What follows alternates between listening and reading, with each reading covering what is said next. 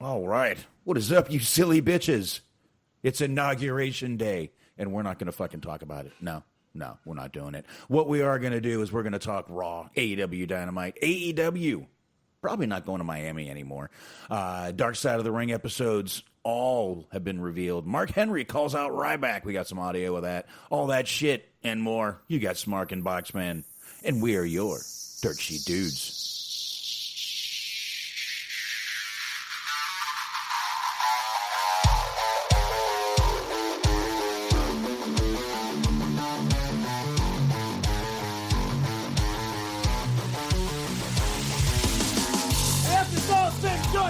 You're gonna be taking splinters out of your fat asses all night long because you got fat asses. The only chance you have no chance. If you had a chance, you could run lickety split.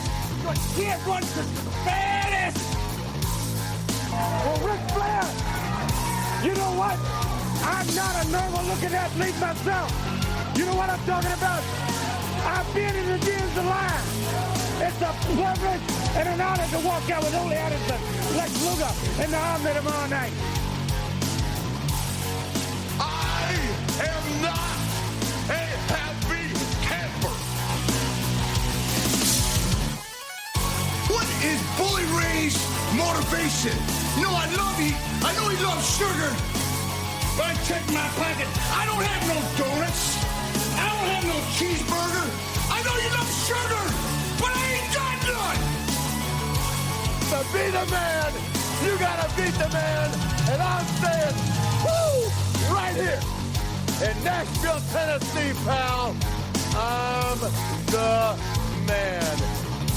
Look at a match for the total package like Luger and Super Brawl. Super Saturday? What is it? I don't even know what it's called. What is it called? Super Brawl Saturday. Super Brawl Saturday? You don't lose faith in winners. And Ric Flair, day in and day out, every day of his life, just keeps winning and winning and winning. Ric Flair! New York City, Ric Flair! You're gonna find out what hard is all about! I do exactly what I want to do. You say I'm insane. I say thank you very much. Make a good lucha.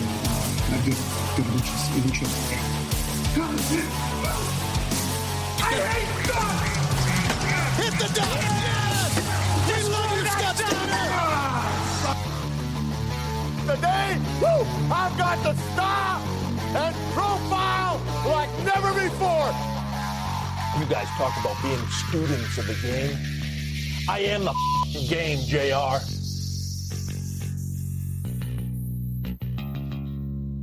I felt the air rise up in me, kneel down and clear the stone of leaves. I wander right where you can see, inside my shell I wait and bleed. I felt the air rise up in me, kneel down and clear the stone of leaves. I wander right where you can see, inside my shell I wait and bleed. Goodbye, a woman of my town, and I didn't put up this time. Everything is turning fast for me. My ears are running cold, the air is setting straight up. This is not the way I picture me. I'm thinking too much straight. All I heard again here, something about this so very wrong. I have to live out loud. I wish I didn't like this. Isn't it trying all a memory? I felt the air rise up in me, kneel down and clear the stone of this. I wonder where you can see, inside the shadow, wait and bleed. Yeah.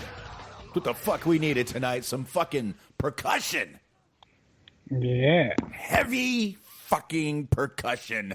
That's what we needed. That's what I just gave you a little Slipknot there. Hope you all enjoyed that. I always enjoy me some Slipknot, I must admit. I like them. They're a fucking badass band. And it's funny, I have the one from Rio, the concert they did in Rio. Uh-huh.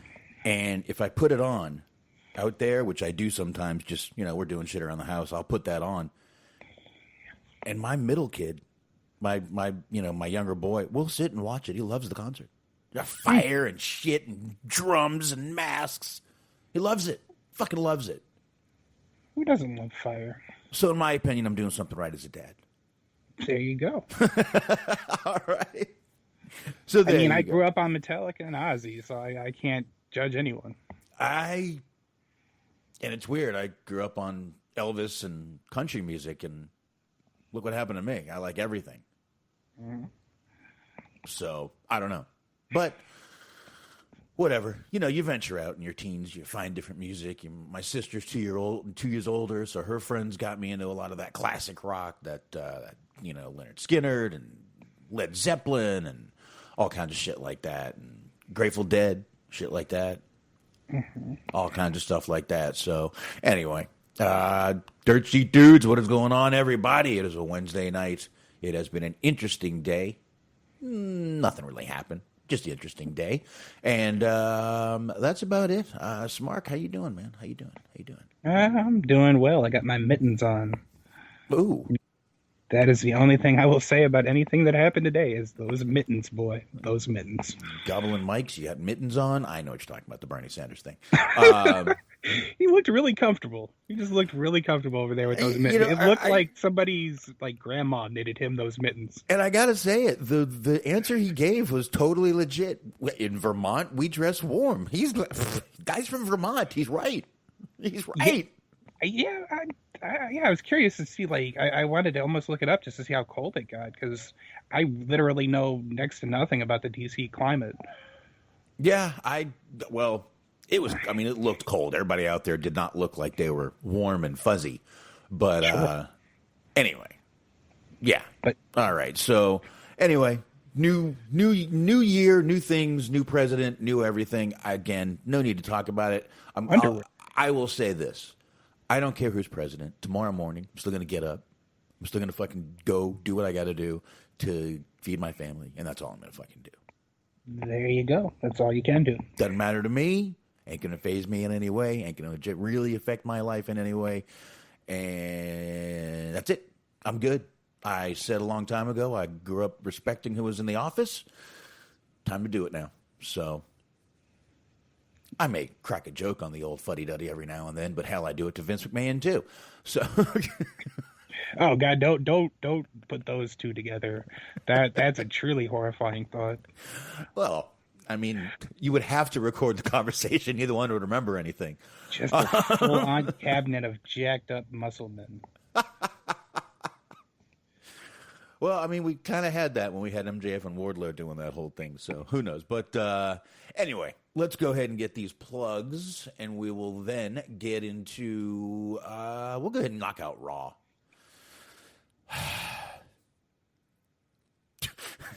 See the excitement. Can you smell the excitement, Smart? Can you smell it? Boy, can I. All right. Well, there you go. I would play Val Venus's music, but wow. He's a little out there lately. Century. And when I say you're out there, you're pretty fucking out there, man. But here we go. We'll just go ahead and play a little bit of Triple H's music. We're going to be talking about him in a little while anyway, so this is one of the old ones here. And we will go ahead and start the plugs. I want to start with those fine gentlemen over there at the High Marks. You know you want to listen to them because you are smart. And you should. It's Cheeseman, Mojo, and G Wiz. Do not forget those guys will be joining us over here for the Royal Rumble live on the 31st of this month. So stay tuned for that. And you can listen to them on the Metal Mitt Network right here on Mixer.com/Metal Mitt Network. And that's 8:30 p.m. Eastern Time, the High Marks. Check them out. Bobby Anthem, Bobby Blades on the Inhuman Experience. Go ahead and subscribe to that. I promise you, you're going to still get episodes.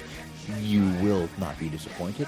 And the Everything Unscripted Wrestling Podcast. Check out those guys over there. They're on Blog Talk Radio. Once again, just look up Everything Unscripted. It'll pop up for you before you even get finished typing it. And you can go ahead and check those guys out over there. Dogfight. Over there, once again, Blog Talk Radio, Everything Unscripted, and Stephen Milan sharing the show, and we greatly appreciate that, sir. Letterboxd.com/Stephen Milan. You can find him over there reviewing films, and you can find us on Spreaker, Facebook, right there, Dirt Sheet Dudes. Look up everything. You'll find it. Stitcher, iHeart, Spotify, Google, soon to be on Anchor. I got it on there. I just need to get everything going, so expect some live reads coming up. And Smart, let it go.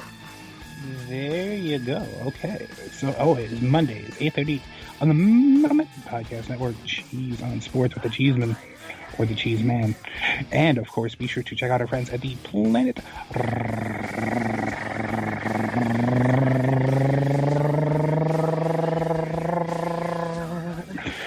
Raconteur Podcast. I was going to do that until you turned your head back around, but I lost breath. Anyways, the Planet Raconteur Podcast with Bobby Anton, Papa Dave Sincere, and Yuck Nasty. Subscribe to them because Season 2 is coming. So find them wherever you get your gosh darn podcast. And one more, since Facebook tells me this is the case. Happy birthday to Weeds. A long-time participator in the chat is usually here. He's titled more shows than perhaps I have. So happy birthday to him, and cheers. Absolutely. Happy birthday, Weebs. Wow, what a day to have a birthday. Nice. Good day. Very nice. Happy birthday to you, sir. And there we go. We can go ahead and turn the music down before I forget while I'm looking at it. There we go. Music is down. I'm even going to hit pause. All right. So there we go. And we were going to start with, I said Raw. We said Raw. We said Raw. We said Raw. We did say Raw. We did say Raw. That's right. Raw was on Martin Luther King Jr. Day, MLK Day. Indeed. And we got a nice little remembrance video. It was. I liked that video. It was a good video, I thought. Yeah, I thought so too. I mean, that's kind of the one thing that they consistently always do right, is they're always good at video packages. I liked how they took like the old pictures and they had some that were in color, and they really did that whole super focus thing they're doing on them. It was pretty cool. Pretty cool little video. Very well produced. I liked it. I liked it a lot. And then right after the video, we get Randy Orton in a dark room, Smart. That's right. You can barely see him. And then suddenly I'm like, does this dude have a lucha mask on and red paint? That is amazing to me, because I'm trying to figure out how exactly this would have happened, because I can't imagine that any doctor's office in the world would you'd go to them for burns and they would prescribe you a protective luchador mask. So at some point, Randy Orton had to just go online and order himself a luchador mask. No, this actually is a burn mask. It actually is. It really is. It's for people who, I literally remembered right after. I was like, what is this? I'm like, oh, he had a fireball thrown in his face last week. Yeah, that's right. That's right. That's right. So, yeah, but that is an actual burn mask. Yeah. Interesting. Oh, yeah. Dude, when you get burnt, they basically put that thing on you. You don't want anything touching that. You need a mask like that. Okay. I'm curious as to how that protects his nose, though, if his nose is exposed. Well, the nose. You say you don't want anything touching it, but that what are you shielding from being touched from? I suppose. Well, the nose was, that was a lot of makeup on that nose. Well, yes, he but yeah, went the Rudolph route. Has a big red nose. Yeah, it's the only thing it doesn't protect is the nose. And they do have some that have a nose guard on it. They do have a few that have that. I've seen them. But yeah, that's an actual burn mask. It really is. It really is. But it actually ended up being a pretty cool promo with a kind of crazy Randy sitting there in the dark room with just a TV over his left shoulder and watching shit. It was a long segment, though. Yes. I felt exactly the same way about this promo as I felt about the match with Edge at WrestleMania. Whereas, it started off, I was like, oh, this is pretty good. And I was like, oh, this is running a bit long. And then I was like, oh, God, somebody please fucking end this thing. This was a 10-minute promo. And it's he does good promos, but you kind of, just keep it short. Well, I mean, this was meant to go long. They were showing... they pretty much went back 3 weeks and just were showing things and doing that and little flashbacks and right. But then even the logic of it doesn't really make a whole hell of a lot of sense, because he's deduced that the whole reason why all this stuff has been happening to him is because the Fiend does not want him to win the Royal Rumble. Well, I mean, that could be true. There could be some truth. I mean, I feel like if somebody burned down my house, I'd be more angry about that than them winning the Royal Rumble. But that's neither here nor there, I guess. I don't know. I mean, Isn't Sami Zayn the conspiracy theory guy? I mean, come on. Let's be honest here. You know, how many conspiracy theorists do we need on the show? Really? 20, 30, 35? Yeah, I mean, I guess that's the new popular thing these days. Conspiracy theorists? Conspiracy theorists. They're kicking them off of every fucking platform. It's not popular at all, God damn it. No. Well, I guess I don't speak for the populace then. I used to love kooky conspiracy theorists. Now they're kicking them off of everywhere. Crazy bastards. Bastards. Fucking QAnon and their anti-pedophile, fucking right-wing anti-pedophiles. I do like how everybody has their own gimmick these days. Yeah, it is weird. It's like a little mini version of the Warriors. It's the baseball Furies. I'm telling you, somebody needs to come up with that. I don't know how you would make the baseball Furies political, but somebody can get there. I mean, if they ever go on strike, I guess. Yeah, I guess we can see what happens. I mean, that would be cool. I mean, I would love to see that personally, but you know. But yeah, so I mean, this like you said, it was a good promo. I thought it did sum everything up, but I feel like it did just run on a little bit long. But like you said, it did have a purpose at least. Yeah, at least it wasn't long just to be long. It wasn't just drawn out. At least, I hate to say, but at least there was like the videos in between to kind of break up the monotony of Randy Orton and his monotone speech. So, you know, yes, it was long. It wasn't bad that it was long, but I think it worked out in the end. So, all right, we spent enough time on that. We see Ric Flair and Lacey arriving at the Thunderdome after that. Boy, Lacey's starting to show them titties, ain't she? Just a tad. I can't say that I mind. I didn't say I minded them. Just something that popped out at me, if you will. Okay. But of course, just something that popped out at me, baby, if you will. But seriously, this storyline still doesn't make sense.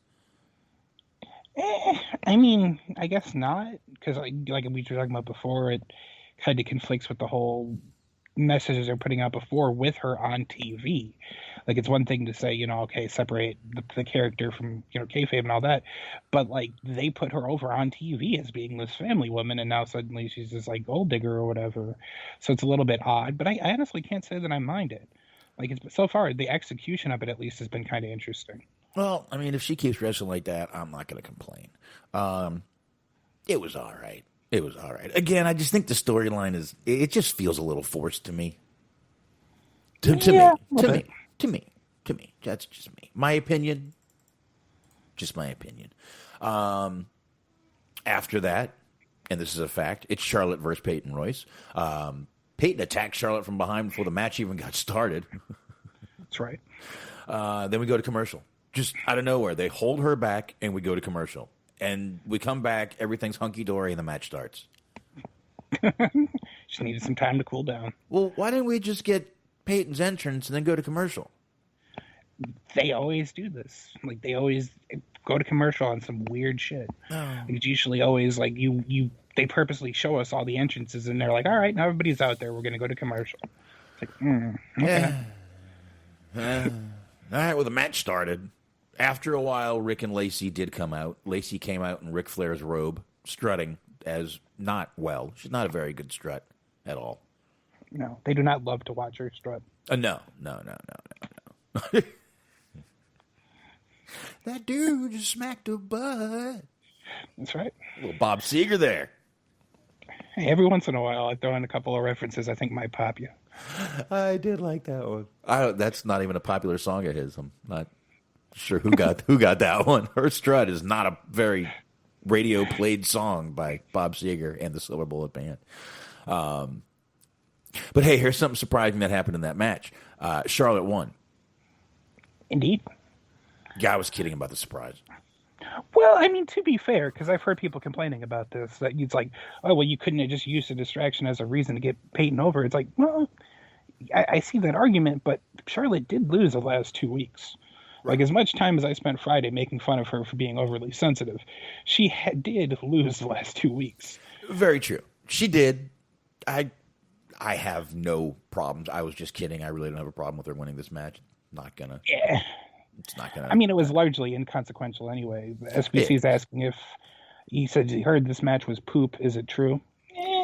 I would say it was terrible. I mean, it wasn't like I wouldn't implore somebody to go back and watch it if they didn't see it, but it wasn't awful.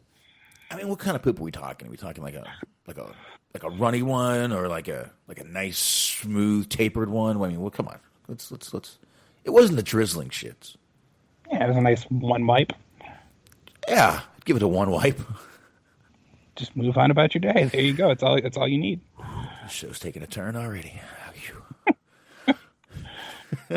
Like we came in the back door. Oh God, jeez. Oh anyway, my. All right, let's do this. Yeah, but anyway, Charlotte won that match. Riddle backstage sees the Hurt Business. I popped for the Gordon Gekko reference from Wall Street. I must say, I did. But now he stomped Riddle's foot. Obviously, he made the flip flops, blah blah, which he had on sandals, not flip flops. I do want to just put that out there. Those were more sandals. Aren't flip flops I don't know. Okay. Are they flip flops or are those sandals? I'm not sure. I'm really not sure what sets those apart. I don't know either. I thought when it covered like just leaving your toes out. I don't know. I thought flip flops were those little things where you put your big toe in it and it fucking hurts all day. That's what I thought flip flops were. I don't know. But anyway, Lashley went to stomp his foot. Now I saw a slow mo of this, and wow, did he miss? It's like, honestly, it's kind of obvious even when you watch it in like regular motion, because I was watching it the first time and I had to rewind it because I was like, did he just completely fucking miss? Because at first I thought he just went a little bit light with it. Well, so I rewound it and he completely fucking misses, which is what I love about this part. This is my favorite part of the show. He misses, and B, Riddle sells the opposite foot than the one that he would have stepped on. Yes, he was like right in front of his right foot, and he fell, literally, horribly fell, by the way, and grabbed his left foot. Which was awesome because it just looked like total shit. Like I don't think the cameraman was supposed to show the very bottom. Because it showed him stepping straight on the ground, and then it showed Riddle, like I said, selling the opposite foot, and it just came off as a total disaster. Yeah, I think the cameraman was supposed to pan up a little more so it wouldn't show either one of their feet, but that was not good looking. If that showed any more of the feet, that just would have been bad. But that was bad. That was bad. Like I said, I like the Gordon Gekko, Wall Street. Love that movie. It's a great movie. That is a great fucking movie. I slightly smiled when Riddle, like, as loud as he could, said that he was going to put his foot in Lashley's ass. Yeah, he did. He did. Like, oh, put my foot in your ass! Oh! Like, it was the whole, and it was like literally through a grunt like that, so that made it all the better. Shove it right up there. Yeah, that's what I'm going to do. I'm going to shove it right up there. Yeah, I know. Then, whatever. Anyway, so... Okay, so we get this Xavier Woods versus Mace match, right? And right here, my cable starts locking up. That's what happens when you pull the plug. No, I didn't. Like, God, fucking retribution. And it kept locking up and locking up and locking up. I'm like, what the fuck? What the fuck? Well, I started scrolling through Facebook about 10 minutes later when literally what it would do is it would lock up and then it would go like 10, 15 seconds live. Yeah, I've had that happen before on DVR. This was on my DVR. What I found out, though, is that there was a car accident up the street from me. Uh-oh. And they had hit a truck, hit a car, and there was some transformers and all kinds of shit taken out. So that's probably why I'm probably lucky I even got that, because when I went on the local Facebook website for this area, it was saying... basically, hey, anyone else not have Spectrum, blah, blah. And I'm like, oh, shit. I'm lucky to even have the show, I guess. Yeah. But. So, was Optimus Prime okay? I don't know. Because you said it took out a Transformer. It did. I'm not sure if it was Bumblebee or who. I don't know which one, but it did take out a Transformer. I did not get all the information. I'm sorry. Sorry. It happens. It happens. It happens, you know. The news covered it up, so, you know. But yeah, my cable was awful during this match. So all I know is Mace got the win. And I know nothing else because my cable was so bad, it was hard to pay attention. Now, this is not the only match this happened during, so we'll get into that as I go. But this match I had a hard time watching. Not because it was bad, because my cable was bad. Well, it was interesting because basically they went back and forth, and I don't know if you saw this part, but before the match started, basically there was a Lee promo where he talks about how he's purposely decided to wait until now when the New Day is the most vulnerable to kind of pounce, because the whole Kofi Mania thing was built on the back of him being injured, not being able to make the Elimination Chamber match, and then, you know, so on and so forth, everything else that happened from there. So that is the kayfabe reason why he's just randomly targeting Xavier Woods now. He wants to hurt Kofi's friend. But they had a good back and forth match. And the funny thing is, though, is it's like they went back and forth for a little while, and then Ali just goes to Mace and just goes, all right, finish it. And he hits his finisher, which should be called Harlem World, but that's neither here nor there. And he picks up the win. And it's just like, well, shit, if you could have done that before, why don't you just start the match that way? Be like, all right, hit your finisher.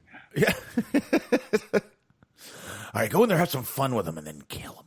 Anyway, okay. So that was pretty much all for that match. I didn't see it, so I can't really go back and forth with you, man. Yeah, they're basically just making Xavier Woods into Ricochet. I do like that there was a little continuity there that you just mentioned, though, with the whole take out, you know, Xavier, Kofi's friend, the whole Kofi Mania thing. That was a nice touch. Nice touch. It gives them some opportunity to play around in the Royal Rumble, too. You could have, you know, if you had a couple of Retribution members in there, have them target Big E or have them target Woods if Woods is in there. Yeah, I guess. You could. There's a lot of things you can do there. Now, Smart. Uh-huh. I didn't remember taking a hit of acid, but obviously I took a hit of acid during this show.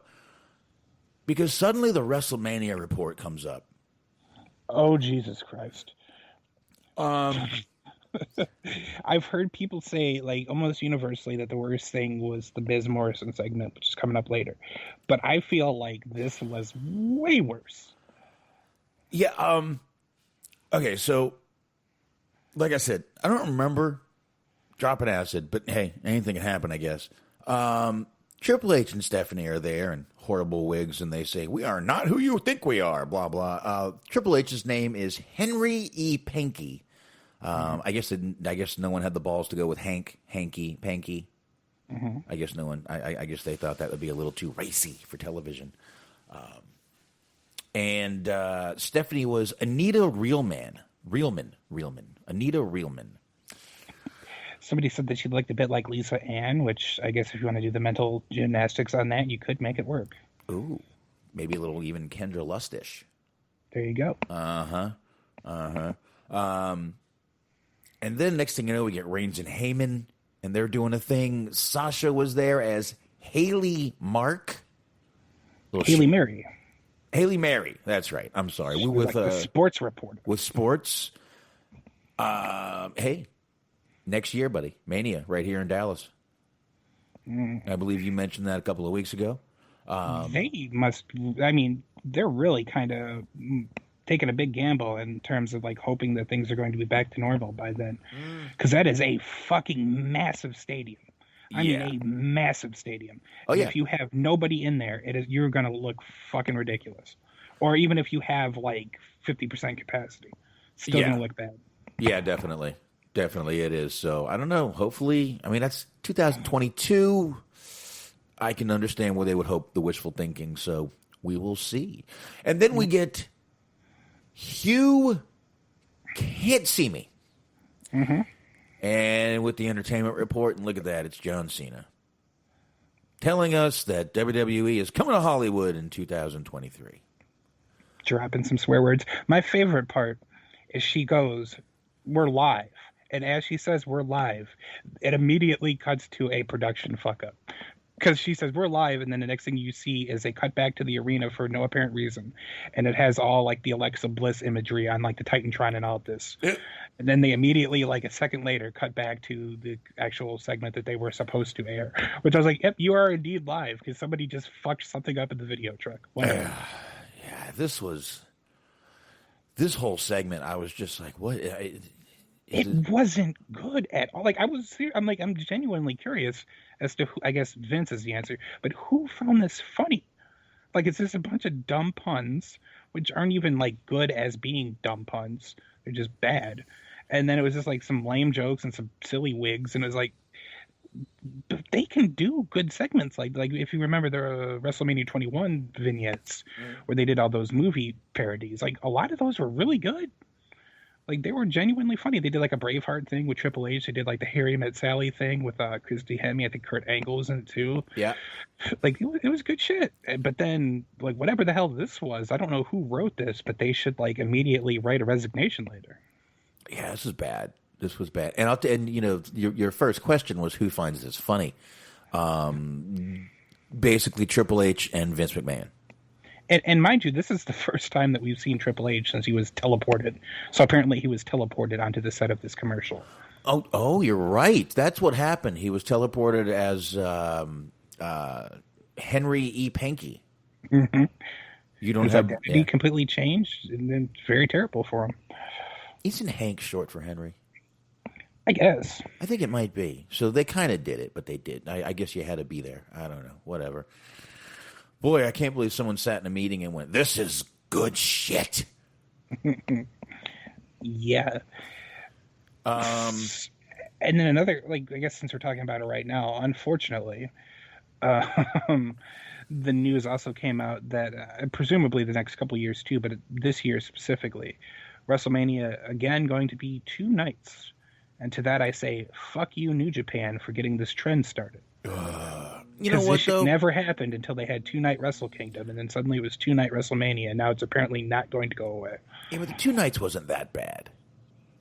Yeah, I guess I mean, in theory, it's better, like, 2 3-night or 3-hour shows than just one, like, 10-hour fucking slog like the last couple years have been. Yeah, and you remember, I mean, they used to do the Hall of Fame ceremony the night before, and it was just like, oh, I can't sit at the computer any fucking longer. Just a lot of shit going on. So, I don't know. That's good shit, though. We will, you know, I'm glad they're going to be here next year. So, we'll, hopefully I'll get my kids out there. Maybe I can get them out of the fucking house by then. And we go from one bad segment to another with Alexa's Playgrounds, Mark. Mm-hmm. Alexa's making fire jokes because, you know, pyro. Well, we got to talk real quick about before this happened, the backstage vignette of Asuka being interviewed, and they ask her what she thinks is going to happen at Alexa's Playground, to which she says, "I don't know," and then the audio drops. Yeah, I noticed that. It was fucking wonderful because they just started showing the, like, last week where she threw the fireball, and then there's like a long pause, and then like Asuka finishes up her little segment by saying she hopes her dark side doesn't come out, but it was just very weird timing on all of that. They should have dropped green slime on her after she said, "I don't know." That'd have been interesting. Hey, you can't do that on television. Anyway, Slide whistle noise. Yeah, I like it. Anyway, we get fire jokes because Pyromania is just fucking hilarious, dude. I mean, let's and Asuka does come out. Alexa just enters herself into the Royal Rumble match, which we'll talk about a little bit later. And Asuka's just trying to have fun, and poor Alexa gets so angry. Yeah, she asked her to dance with her. She decides to break out her theme music, and Asuka's just groove into her own entrance music, as I imagine every wrestler does. Yep. And it wasn't happening. It was none doing. Nope. And then Alexa gets pissed off and waves to a rocking horse that is rocking with no one in it. That's right. And that just terrifies poor Asuka. Yes, Asuka just leaves the ring. And then she goes and sits in it. Mm-hmm. So did she just sit on the friend? Or maybe the friend's lap or something? I don't know. That's a lucky imaginary friend. Anyway, but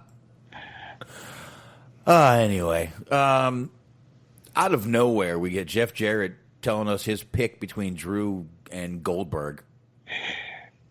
Yep. I don't know why they did this, but I enjoyed it. For some reason, there's just something about Jeff Jarrett these days that I just like to see him. Well, he picked Goldberg. That's right.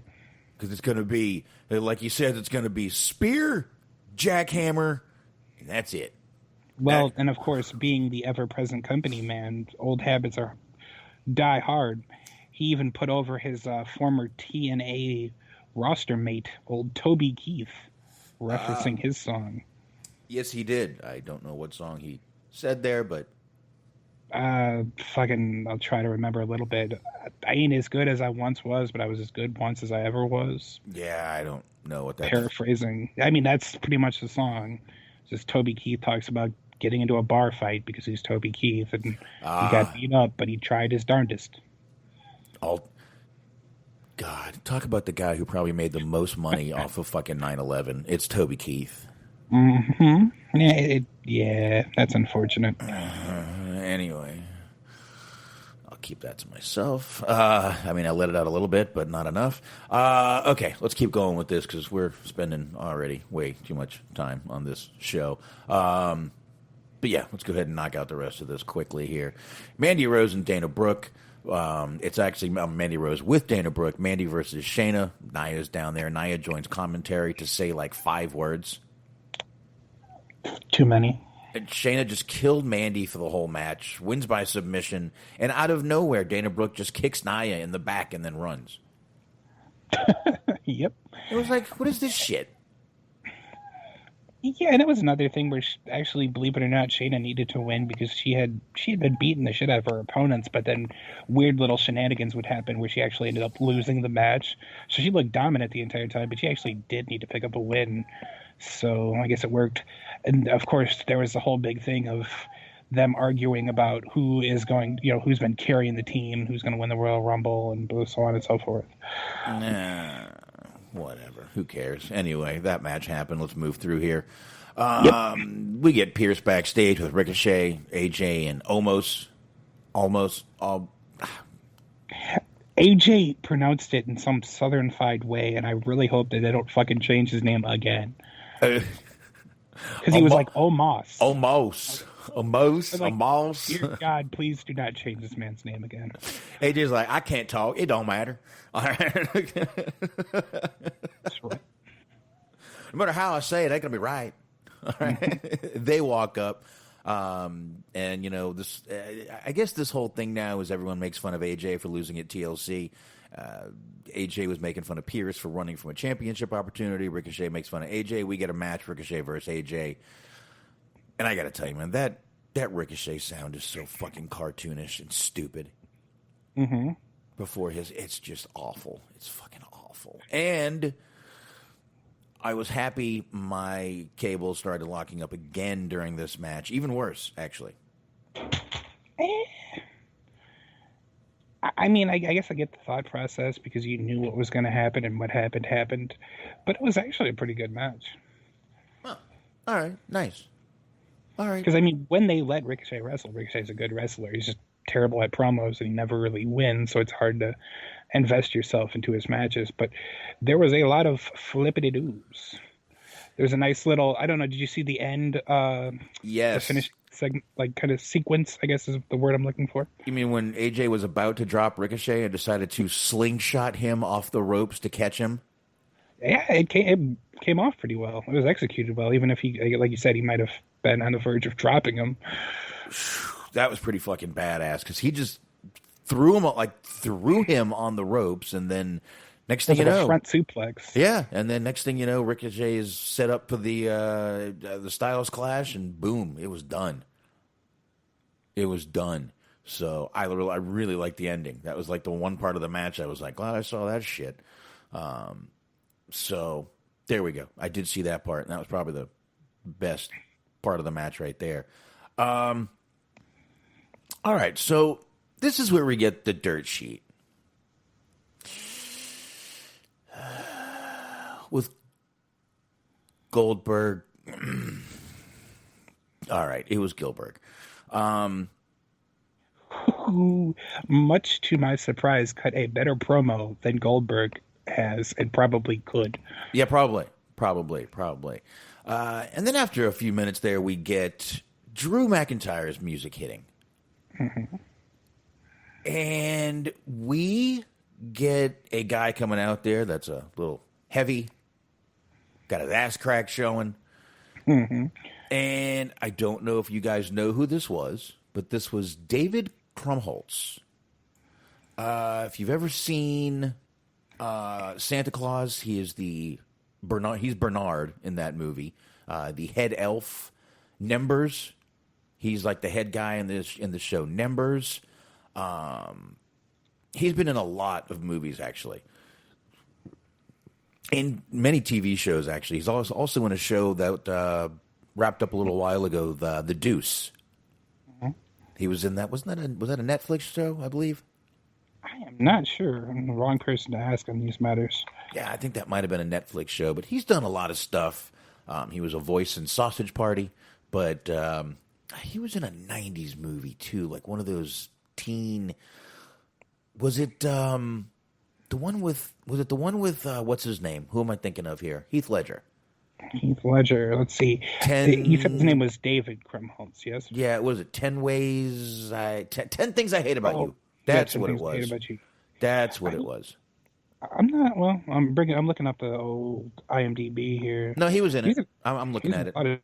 Yeah. Yep, it was 10 Things I Hate About You. So he was in that. So you guys know who he is. But that is who that was playing Drew. This actually kind of odd because he's had a lot of little character parts in movies and like voice acting roles in video games and shit. And he just seems oddly like overqualified to just be a fake Drew McIntyre. Like there wasn't like an intern that they could just shove in a kilt and push out there. Like they actually put out a casting call for like a fake Drew McIntyre. I think he might actually be a wrestling fan too, though. It could be. That might have something to do with it. But he was looking a bit older, heavier. I believe this is the Drew McInfart that Adam Pearson mentioned. The Drew McInfart, absolutely. But yeah, pretty cool though to see him out there. I don't think Nembers is on TV anymore, so good to see him out there though. Pretty cool. The ass crack showing wasn't very good, but I guess it was all for effect. Now, for the segment itself, wow, it was pretty embarrassing. It was not good. It wasn't good, but like I don't know. I didn't hate it as much as everybody else did. That's not to say that I liked it. I did not, but I heard people saying that this is like the worst segment of the show, which I think the WrestleMania commercial was. I guess that might not really count as a segment since we'll probably be seeing that again, unfortunately.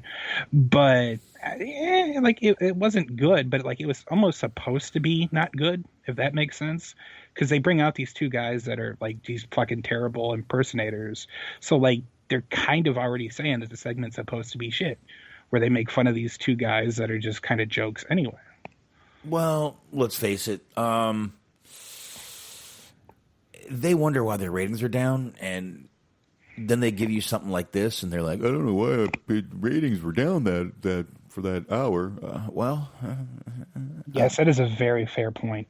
They had no competition. There was nothing immediately going on in the realm of politics. There was no like real important sports games. NBA is going on, but there was no like championship games, no playoff games, nothing.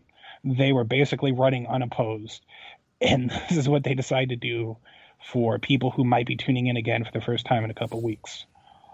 Yeah. Yep. This is it. So, anyway, it was bad. It was bad. And like I said, they wonder why their ratings are shit. Sometimes people just change the channel during bad segments, and they just don't come back. They go to bed. They go get something to eat.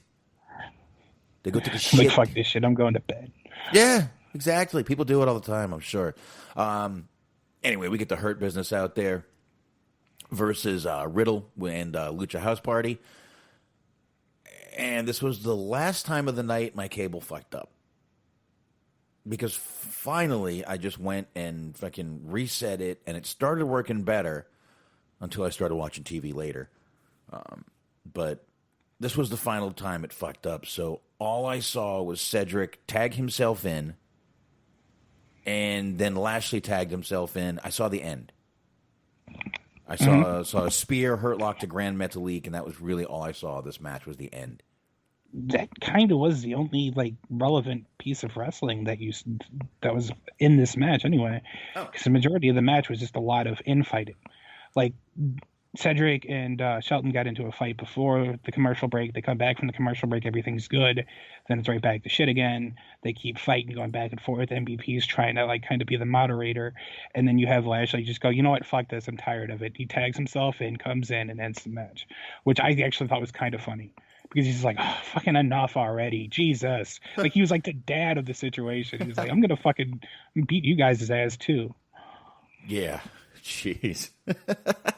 Yeah, I can see him. Stop it. Don't make me turn this ring around.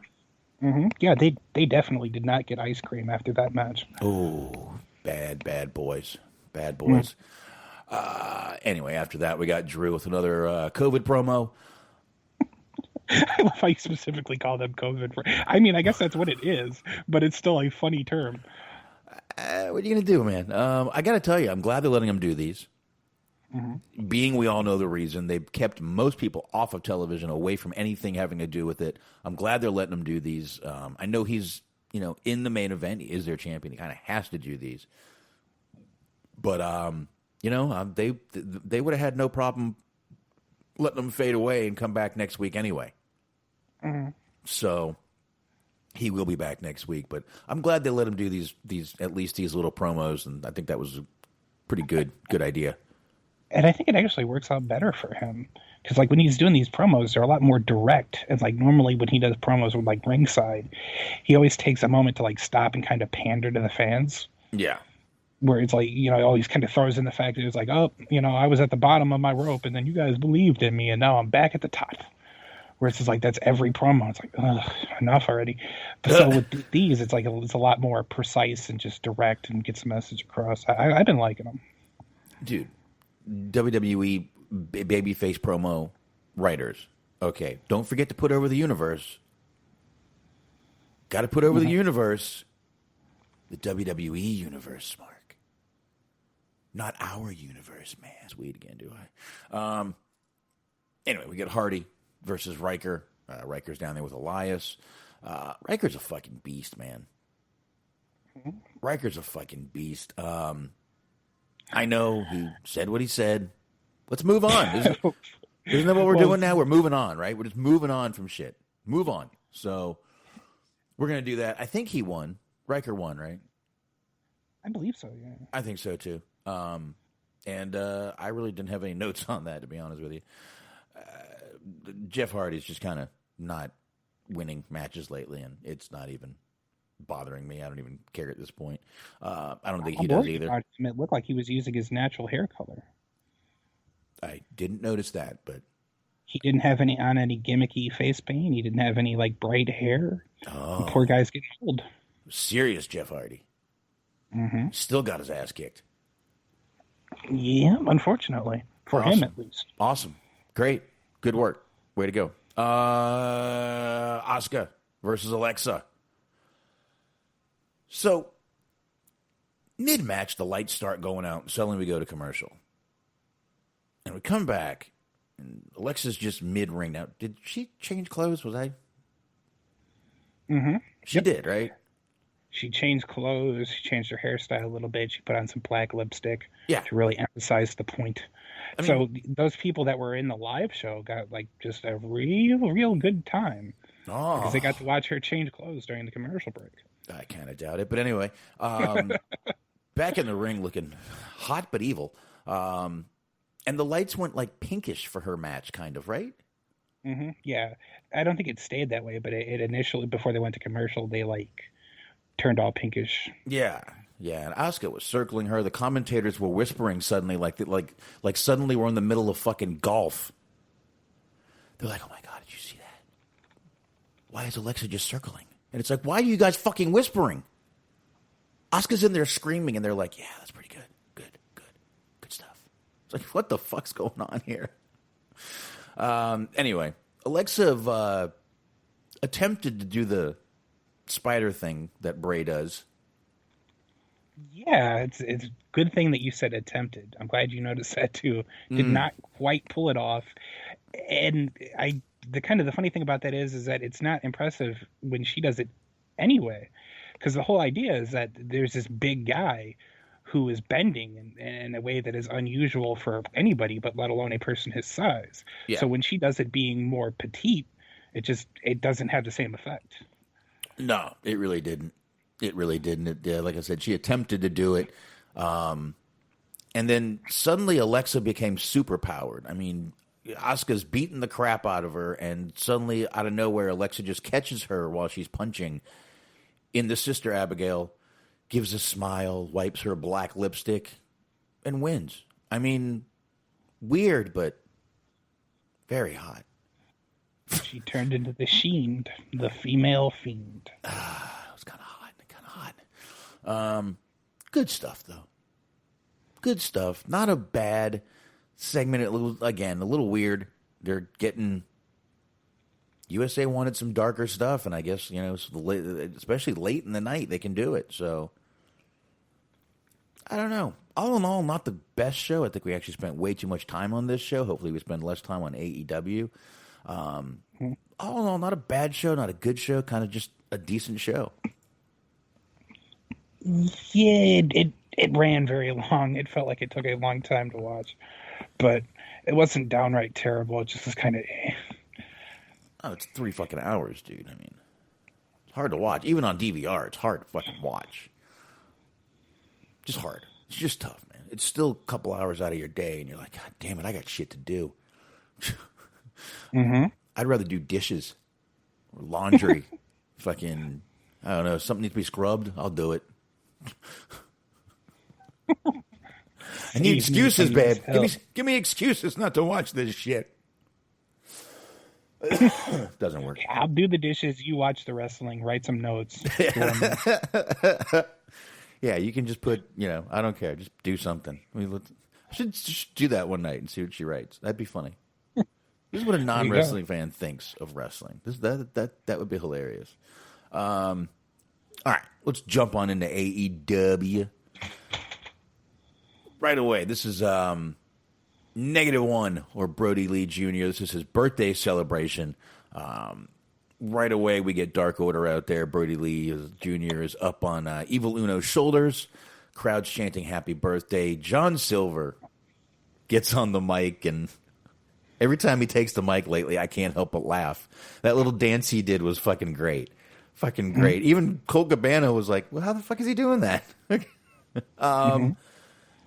Got the whole crowd to sing happy birthday to -1. Once again, man, the shit that this kid is going through one of the worst times of his life, and they are making it one of the best times of his life. Right. And I'm sure his mom and his other brother are along for this ride, and I'm sure all of them are happy that this is going on. It's really cool to see. Luther coming out, kind of cutting a promo. Luther and Serpentico kind of cutting a promo on -1. I guess that's what they're calling him now. Says, we're going to ruin your birthday, and Dark Order attacks them all. Paige comes out, so this match gets started. TH2 and Chaos Project versus Reynolds, Silver, Colt, and Paige. That's right. The match was what it was. I don't know. I'm not going to sit here and shit on it. I believe this was another one that -1 put together. Now, this lucky kid got to hit Luther and Serpentico in the head with kendo sticks. And again, man, they're making this kid's just the worst days of his life. They are making him the best. They are. It's really good to see all this going on with him. I know eventually people go, this is starting to get old. They're the blah blah, but hey, leave it alone. Now Silver did ask Paige if he's gonna join Dark Order, and Paige politely let him down and leaves. Nothing happens. Well, not entirely nothing, because this was actually a pretty good moment, I thought, because he's like, guys, I can't, and then all of a sudden, right after that, you hear the cheerful music, and on the video screen it says he said yes, and the Yes. fucking confetti and balloons start flying out, and they start having to like push the additional members of the Dark Order back down the ramp because they came out to celebrate. And it was I thought that was pretty good. They executed that pretty well. I thought that was funny. Yeah, I forgot about that, but you're right. That was pretty good. But again, it was still, he just politely says no and leaves. Takes the full bottle of liquor from, I believe, Stu Grayson, his hands. Well, can't blame him. For So that not one. only did he turn him down, but he also stole their liquor. Can't blame him for that one. And then after that, I didn't take every little segment here, so hopefully these will go a lot quicker. Tony's out there in the ring. Tony's out there in the ring to introduce Sting. That rhymed. Yeah, I didn't mean to do that, and I apologize. Then he introduces Darby Allin. Sting's got a Brody shirt on. Don't know if you noticed that. Did you catch that? I did not actually. Good catch. Yep. Sting was congratulating Darby on being the TNT champion. I'm like, didn't he win that like a month and a half ago? Yeah, that is true. Also, it kind of made Sting out to be a little bit of a dick because he's like, you know what, you remind me of me, and I think that's pretty cool. That's just like, all right, neato. My favorite thing about you is how much you've been ripping off my gimmick. That's fucking rad. Sting in his old terms. Taz interrupts, and I used to do some shredding in my day. Taz interrupts, and Taz isn't talking. Taz is screaming. Taz is screaming. Tells him, "You guys play dirty." You use the baseball bat. It's not fair. Yeah. Wow, your Eddie Kingston and Taz are very alike.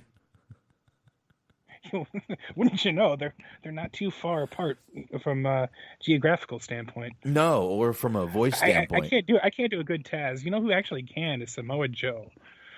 Really? There were clips on YouTube. I don't know if they're probably not there anymore, but he was like on a podcast or whatever. Somebody kept getting him to do a Taz impression, and it was pretty funny. But yeah, Taz at the top of his lungs going, "That's not fair." It's pretty fucking hilarious to me. It was good. It was good. I liked it. And Ricky Starks looks like a fucking school teacher. He has glasses on and shit. I'm like, Jesus Christ, this guy could be teaching school right now. Or, I don't know, personal trainer maybe.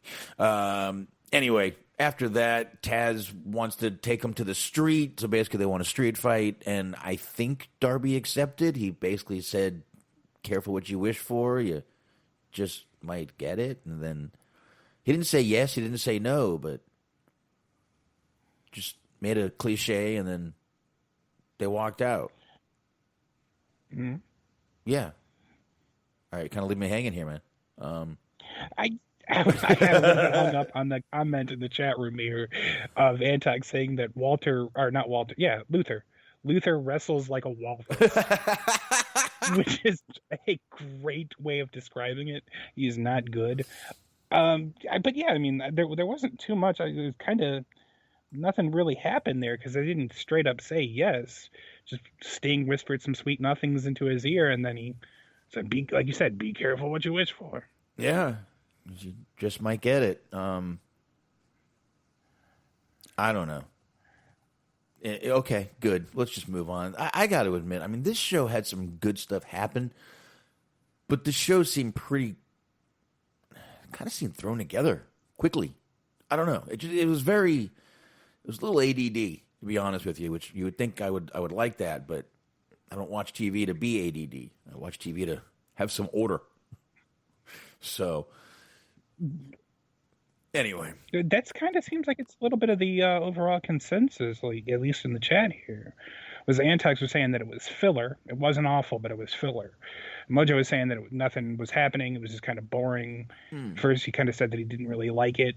So it just seems like overall it was kind of a boring. Well, I mean that's not my words, but it seems like a lot of people were saying that they found it to be kind of boring, kind of filler.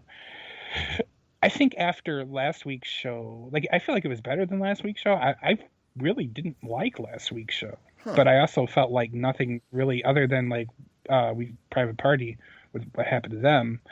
Nothing really significant happened in terms of story. I mean, a couple of things here. I mean, like this here, we get the Young Bucks. They're back there looking for Kenny Omega. They walk into a penthouse type room and see a painting. Now, Smart, we got to talk about the painting. Yeah, it was wild. It was a painting of Kenny Omega and Don Callis. Both of them are shirtless and ripped to shreds. And they have jeans on, which looks like they're both commando. It's a very creepy picture. You can check it out. I decided to go ahead and post it on Wrestling Umbrella. If you want to check it out over there. It was, I got to say, it kind of took me out of the segment because it was still over there in the background. And I'm like, it's so weird. It is crazy when you think about the fact that somebody actually sat down and painted that. And like they had to have taken it had to have taken a couple of hours at least to paint that. And somebody got paid money, theoretically at least. I don't know who, it might have been an AEW person, but somebody got paid money to draw a shirtless Don Callis and Kenny Omega, both with cum gutters, unfortunately. It was very interesting. Interesting. That's a good word for it. Very interesting. Very interesting. Like I posted in response to your thing, it made me think of the fucking American males. Yeah, I saw like they that. definitely got a bromance going on here.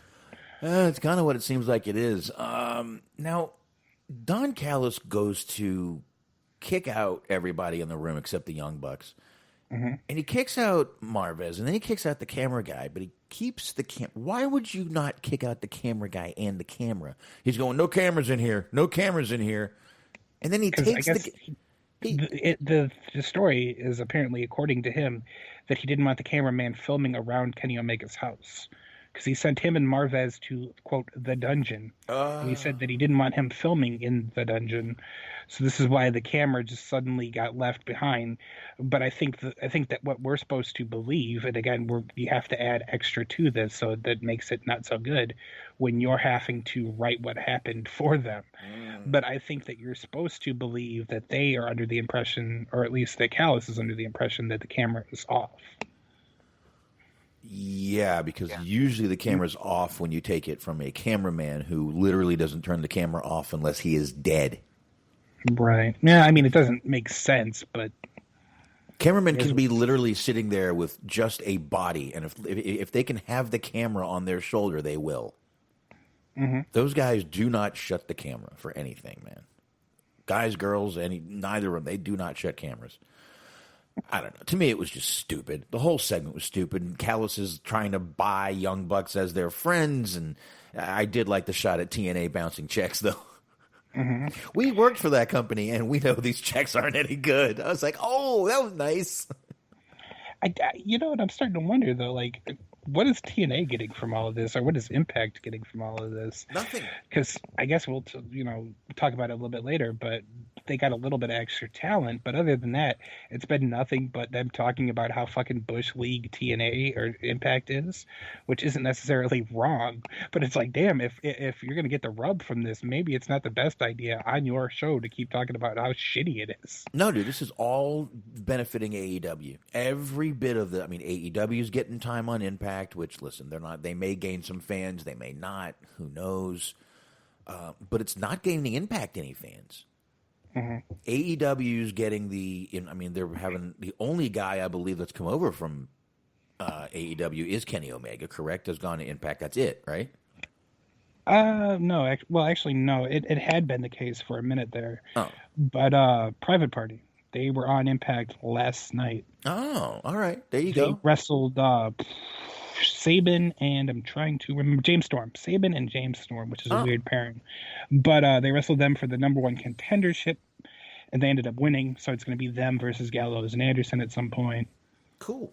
All right. So there you go. All right. So I mean, they're both getting a little out of it, but I think AEW is getting getting definitely the better side of the stick, if you will. The clean side. Yeah. Clean. Like Christopher Kane says it's like New Japan and WCW. That's fair. Yeah, I guess I could see that one. I could see Because I that. think if I remember, I was young at the time, but I think they like brought over like Liger and shit, and they sent over like Scott Norton, which is not necessarily an apples to apples trade, but he got over in Japan, so I guess good for him. Hey, do what you got to do, man. Hey, I guess he said, all right, if this is going to be some rib, I'm going to go over there and fucking kill it. Yep. And he did. So, all right. So after all that, I guess we're done with that. Peter Avalon. I refuse to call another man pretty. I'm just not even, I can't do it. Peter Avalon. Especially not this guy. Sorry, I'm just not. It was Peter Avalon versus Cody Rhodes. At one point, Jade came out, and it allowed Avalon to hit a low blow, and then she was gone. Mm-hmm. Gave Avalon momentum for a few minutes, and then, of course, Cody killed him for pretty much the rest of the match. It was actually more of a back-and-forth match than I thought. Now, I know Cody is known for going out there and putting these young guys over. Yes. Having these great matches with them like they're broomsticks. Well, that's the thing that's even more insulting, really, is that it's like it's more of him having to set up his own ass. Because, like, and this isn't a new thing. This has been this way for a while because they put it over on commentary as such, that he occasionally loses focus. So Arn Anderson has to rein him in. But basically what they're saying is, gee, he still wins anyway, but imagine how much better he'd be if he actually focused. He'd be killing these guys. It's just like, ugh. He'd be like Hulk Hogan in the 80s. That's right. Anyway. Which, I mean, again, that like that kind of is an insult to the people that he's wrestling, because it's not, oh, you know, this person put up a fight that he wasn't expecting, or he got a little bit more than he bargained for, whatever. It's Cody is not aware. He had a lack of awareness that let them have a competitive match. So it's like, it's not that they're doing anything good. It's that Cody has lapse of attention every now and again. Yeah, you know, Cody's just ADHD. Otherwise, he'd be ripping this shit apart. Mm-hmm. There you go. Yeah, that's not very good for your opponent. It's basically saying, you know, no matter how, you know, bad of focus Cody is, he can still beat you with his unfocusingness. What did I just say? What the fuck did I just say? I don't even know. Leave me alone. Also, we didn't talk about this last week, but I guess Cody is finally getting to follow in the footsteps of his hero, Sasha Banks, because he has his own Snoop Dogg theme now. Oh, I didn't catch that. Yep. It's just like the Sasha Banks thing, where theme, I think, works too, but whatever. It's like the Sasha Banks theme, where it starts off with Snoop rapping and then it transitions into the regular song. Which is what Sasha's theme currently does. I'll catch that next week. Next week. I will. Yeah, I will. Next up, we had FTR back there cutting a promo with Tully Blanchard. Jurassic Express interrupts. Basically, all this did was set up a match for next week, which is going to be Jurassic Express versus with Luchasaurus out there, but he won't be in the match. It's going to be Jungle Boy and Marco versus FTR. Mm-hmm. So Christopher Kane just saw the painting. He's watching AEW right now. What do you think of that, Christopher? Let's see what he says. The fact that he literally didn't add any commentary to it other than just saw the painting sums up. It's like, yep, that happened. Speechless. Don't know what the hell I'm going to say after that. I get it, man. We get it. We do. SBC is so much not a fan of Avalon that he just started calling him his real name, which makes me laugh. That got a pop from me. Too homoerotic, he said. Not wrong. You think? You think it is? It is very homoerotic. Not that there's anything wrong with that, we must say, but oh God, we don't have to say it. Leave us alone. I mean, I will say, if you're a dude, if you're into that kind of thing, you've had a lot of fan service lately. It's between this and between like the Riddle shit, you've been getting a lot of dude skin. A lot of what? Dude skin. Dude skin. There you go. He said I can't unsee it. Oh no, you cannot unsee it. You can never unsee it. No, you never will. Okay, what is this that I get nervous when I click Sacha Baron Corbin's links here. It's usually something with Sasha. It's usually something with Baron Corbin doing something. If I see Baron Corbin flexing one thing, I'm gonna fucking kill this guy. Oh no, he's put up a match. He's not a fan of old Peter Avalon / North Furnham. So anyway, I guess we can move on from that bullshit. Jon Moxley and Nick Komoroto. Am I close there? Close enough? I guess. Yeah, I probably wouldn't have done much better. I think that's how I would have pronounced it. All right. Never seen this guy. Have you ever seen this guy? No. This guy is a beast, like a throwback beast. Yeah. Like he would have been big in the 80s. And obviously I see the Brody comparisons to Bruiser Brody and Brody Lee. I see comparisons to both of them. Just a big, one of the guys on commentary tonight said caveman-looking son of, I mean, he's a caveman-looking guy, but a big son of a bitch. Height-wise, he was literally eye-to-eye with Moxley, so so that wasn't bad, but just a giant fucking guy. And, I mean, Moxley had to jump on the guy's back like a child to submit him. Looked like Marco Stunt there for a sec. Mm-hmm. Yeah, I don't know, like, I'm kind of going back and forth between how I feel about this, because on one hand, like you did put it over, he was a very, very big man. Kind of reminded me a little bit of, like, Mike Knox. But yeah, he's a very big man, but he also is a jobber. So it's like I was conflicted between whether or not he should have gotten the amount of offense that he did get in, or whether or not it just makes sense because he's a big, strong guy anyway. And like, I guess the overall point is that even though there's these big, strong, like fucking caveman-looking guys, as you said, as somebody put in the comments, that he could still get the job done anyway. Yeah, I think that's probably the better way to look at it. Is he can still find a way to get it done. He fears no man. One woman. You always got to fear your wife. Yeah. Always one woman. You only fear one. Two, if your mom's still around. You can fear two. You have no idea how many times I have been in a grocery store by myself and heard, hey, and I just fucking immediately stop what I'm doing and turn around. And it's like, yeah, I don't think my mom's Korean. I think I'm safe. No? Was it? Oh, you weren't talking to me. Ooh, okay, thank you. But anyway, Moxley again won by submission, jumped on his back, kind of put him in a rear naked choke. Moxley cut an after-match promo on Omega. You brought more people. That's more for me to take out, more for me to hurt. I love this, blah, blah. You got anything else? No, I think that pretty much sums it up. I got to tell you, man, he's got to switch something up because his promos are getting really redundant. That kind of, I was hearing that comparison being made. I don't know if it was last week. I think it was the week before.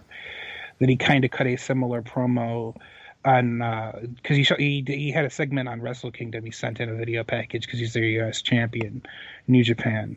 So he sent in a video package, and then he cut a promo like a day or two later on AEW Dynamite.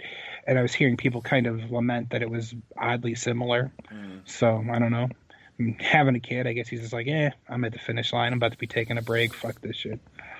I don't know. Maybe, but his promo, I mean, it's all the same. You can knock me down. I'm going to get back up, and I'm going to be even stronger, and blah.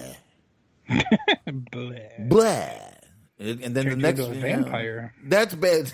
Blah, blah, blah, blah, blah. I'm sorry. It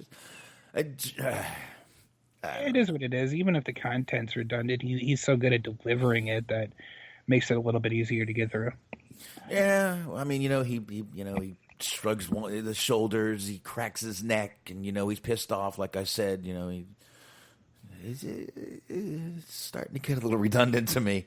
But anyway, let's go to something good here. I'm not shitting on Moxley. I like Moxley. It's just you may be right. He might be like, "Fuck it, I'm gonna be taking a break soon anyway." So who knows? Who knows what he's thinking? But let's go on and go to this real quick. Kingston is backstage. Him and Archer had a great little back and forth in this little segment here. I like this. And then Jake hissed at him, dude. Mm-hmm. Yes, Jake. Jake was very fun in this promo. Jake went, bite me. Yeah, I kept telling him to bite him. That was funny. Yes. I enjoyed the. She asked Kingston how he was preparing. He goes, "I don't prepare. I fight." I fight. Like, all right. And what's her name? The bunny's just sitting there like, It was good. Yeah. It was good, but and then Archer walks up, and those two made it better. I think actually it might have been a better thing for Jake to just shut the fuck up and let those two work it out. I think it might have been better, but just the fact that Jake hissed at him just really did not upset me one bit. I'll say that. Yeah. So Archer apparently got a haircut. He posted on social media that there was a big lock of his hair gone, like on the floor, as though he had cut it. It didn't really look very noticeable, I will say, though. I think he took all the red out of it and just left it the one color. Yeah. Which is what it looked like he did, so. Whatever, man. Guy still's a big motherfucking badass. I don't care what his fucking hair looks like, to be honest with you. He could be fucking bald, and I think I'd still be afraid of him. For sure. So then we get Alex Marvez once again. Alex Marvez with a little bit of time on this show tonight. Walks into Kenny Omega's locker room, and he's got Omega with him. So he walks in with Kenny. Kenny sees Don Callis, and the right side of his face is all fucked up, by the way. Not a good makeup job. It looked like veins. It didn't look like bruises. It looked like varicose veins in his face. Mm-hmm. No. Did fucking Darby Allin do your makeup? Jesus Christ. No, Sting. All right. Tells Omega the Young Bucks did it. Again, that was something we forgot to mention back in the room that Callis had him in. We did hear some scuffling, but there you go. He says the Young Bucks did it. The Young Bucks did it. Yep. Well, he basically, at the beginning of the segment, was giving him the old, I fell. Because he was like, who did this? He was like, it's nothing. It's not important. He's like, no, I'll kick their ass. Who is it? He's like, it's the Young Bucks. He's like, No, it's okay. I fell down the stairs. It's all right. I bumped into a door. Oh. Anyway. I hope Mr. Tyson is okay. No, really. The shower fucking came out and hit me in the face. It was fucking amazing. All right. There you have it. I mean, it put me on the fucking ground. Anyway, that was awful. Sorry about that, guys. I'm sorry. Kind of a combination of the character from the Jerky Boys of like, I fell down the stairs and my shoes fell off. Sal Rosenberg. Sal Rosenberg. That's a good one right there, too. Yeah, you can do Sal. That's a good one. I like doing that one, too. That's a good one to do. Basically, I just do my grandmother. She'll get on the phone and go, I can't hear you. I can't hear him. I can't hear him. Okay. This is taking a turn. That's my grandmother. I'm not lying. That's literally my grandmother. Huh. Boston. That's interesting. Boston. They're from Boston. Yeah. Grandma's from Boston, so yeah. She still talks like it's 1920. So totally forgot where we went with that. Well, we were talking about the Kenny Omega Don Callis situation, and then we were transitioning whatever happened after. Oh, we were talking about basically him acting like a battered wife. That's right. Mm-hmm. Yes, and then suddenly we went Sal Rosenberg. Kind of thought you were gonna go with the who was it? The Italian guy from Jerky Boys. Who was it? Open your fucking ears! Open your fucking ears, jackass! Yeah, Frank Rizzo. There you go. Good shit, the Jerky Boys, man. I miss those guys. Mm-hmm. They tried to do another album after that really big one, and it just wasn't the same. I actually thought the movie was pretty good. The movie was funny. I actually remember going to the theater to see that when I was younger, obviously. But I remember going to see that in the theater. But they tried to do another CD, I guess, after, and it just never was the same. The first one was it. They probably should have left it at that. And the movie, I think the movie kind of killed them, to be honest with you. I think it just... Because it wasn't a very... Was it a commercial success? No, not at all. Not at all. So, no. There we go. So we got that. Again, that was a very bad makeup job, though. So let's go ahead and keep going here. I want to get through these. We actually have not a lot of news, but a little bit of news to get into. We'll tie a few things in, actually, coming up in just a minute here, actually, a couple minutes here. We get Matt Sydal in Top Flight versus Matt Hardy in Private Party. I know you've been waiting to talk about this one. Now, first of all, this was a great match. Lots of great athletes in this ring, and Matt Hardy. Wow. First off, before we even talk about that, what the fuck is up with that theme music that I guess is for Matt Hardy, where it sounded like it was just like somebody was running a drill? Where it almost sounded like a modernized version of the fucking Isaac Yankem theme, where it's just like somebody running a drill the entire time. It was very, it just got in my ears, and it did a very bad thing to them. I did not wear the headphones tonight watching, so I don't know. Okay, well, for those who did hear it, it was fucking terrible. Yeah, I just wasn't in the mood to drop headphones on when I got to sit here with these on for 2.5 to 3 hours. So I just decided to go headphoneless. By the way, Quinn for the win. Twice tonight I did that. I didn't mean to eat the time. Either time. I got to speak, don't I? Right. You need me to call a doctor? No. You're okay. Yeah, I've only had 2 beers. Not even 2. I just opened this one. I'm on 3 sips of this beer. I think I need more beer. I think that'll get me to talk better. You're sober. That's the problem. Okay. Yeah. It's there's obviously some blood getting to my alcohol stream here. I need to slow that down a little bit. Just fucking start mainlining the beer maybe. Just Quinn. Fire up that IV. Quinn finishes the match with a shooting star press and catches his foot on the turnbuckle. Mm-hmm. Now, I got to say, this looked like it would have messed up a lot of people. It looked scary, but I got to tell you, man, cool, calm, collected, didn't fucking bat an eye, didn't fucking miss a beat. Well, you're talking about Quinn hit his move, but Cassidy also hit with the chair. He broke out the chair, used the chair to their advantage. So, hinting at a heel turn, I guess. They're saying that they're kind of embracing Hardy's philosophy.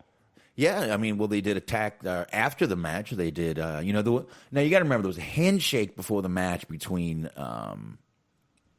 the two teams. It was a handshake between the two guys that started the match. I honestly forget who it was, but the two guys that started the match, it was a handshake. So you had the respect going there. And then we end the match with Matt Hardy and Private Party attacking Matt Sydal in Top Flight after the match. And basically, I think we had a little heel turn here. And that's something. That's something. I'm actually,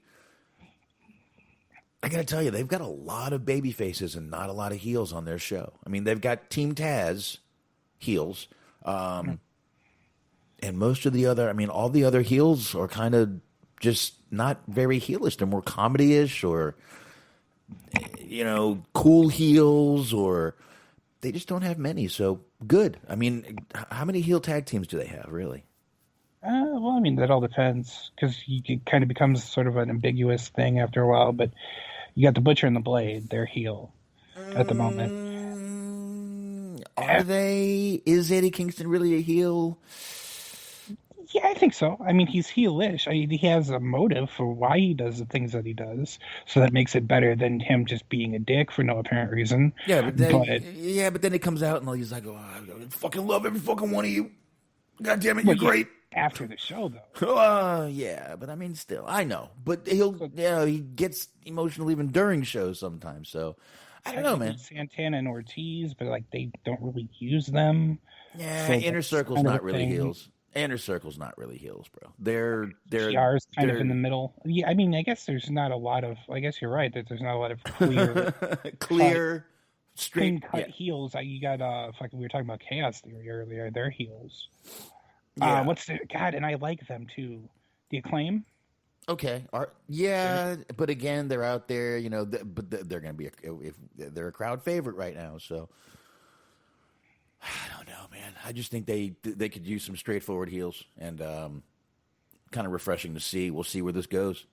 Yeah, I like it. They need something. Yeah. Because it just, I don't know, having them just be sort of vanilla faces weren't really getting the job done. Right.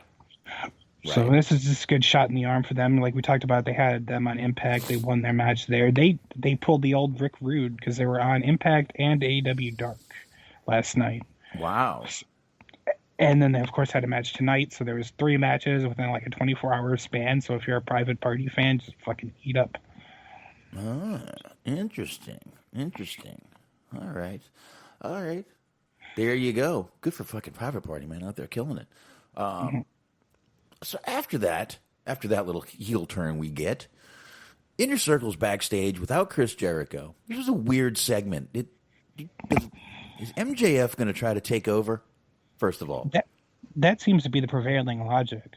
Because like somebody pointed out with the whole Jake Hager thing was that he came in and was trying to cool things off with him after he lost his match to Wardlow. Right. And he's been trying to bond with Santana and Ortiz and pretty much everybody other than Sammy.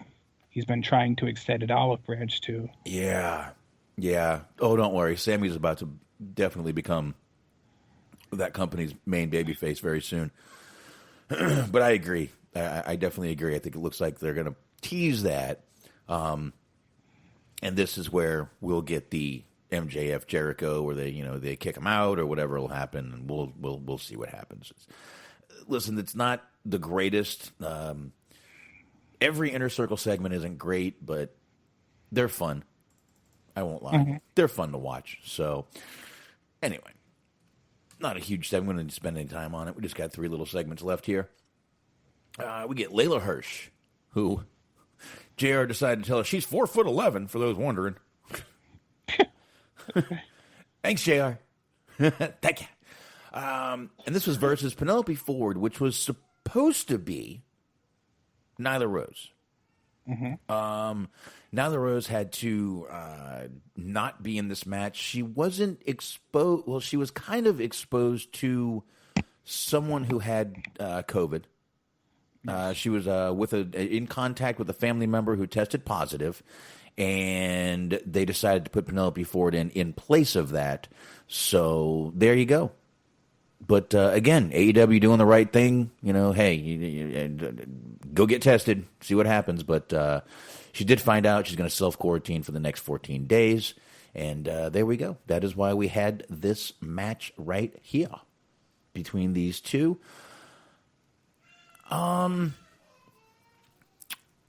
Kip is also down there with Penelope Ford, Miro, and the Butler is what they're calling him now. Yeah. The Butler. Right. Charles Taylor.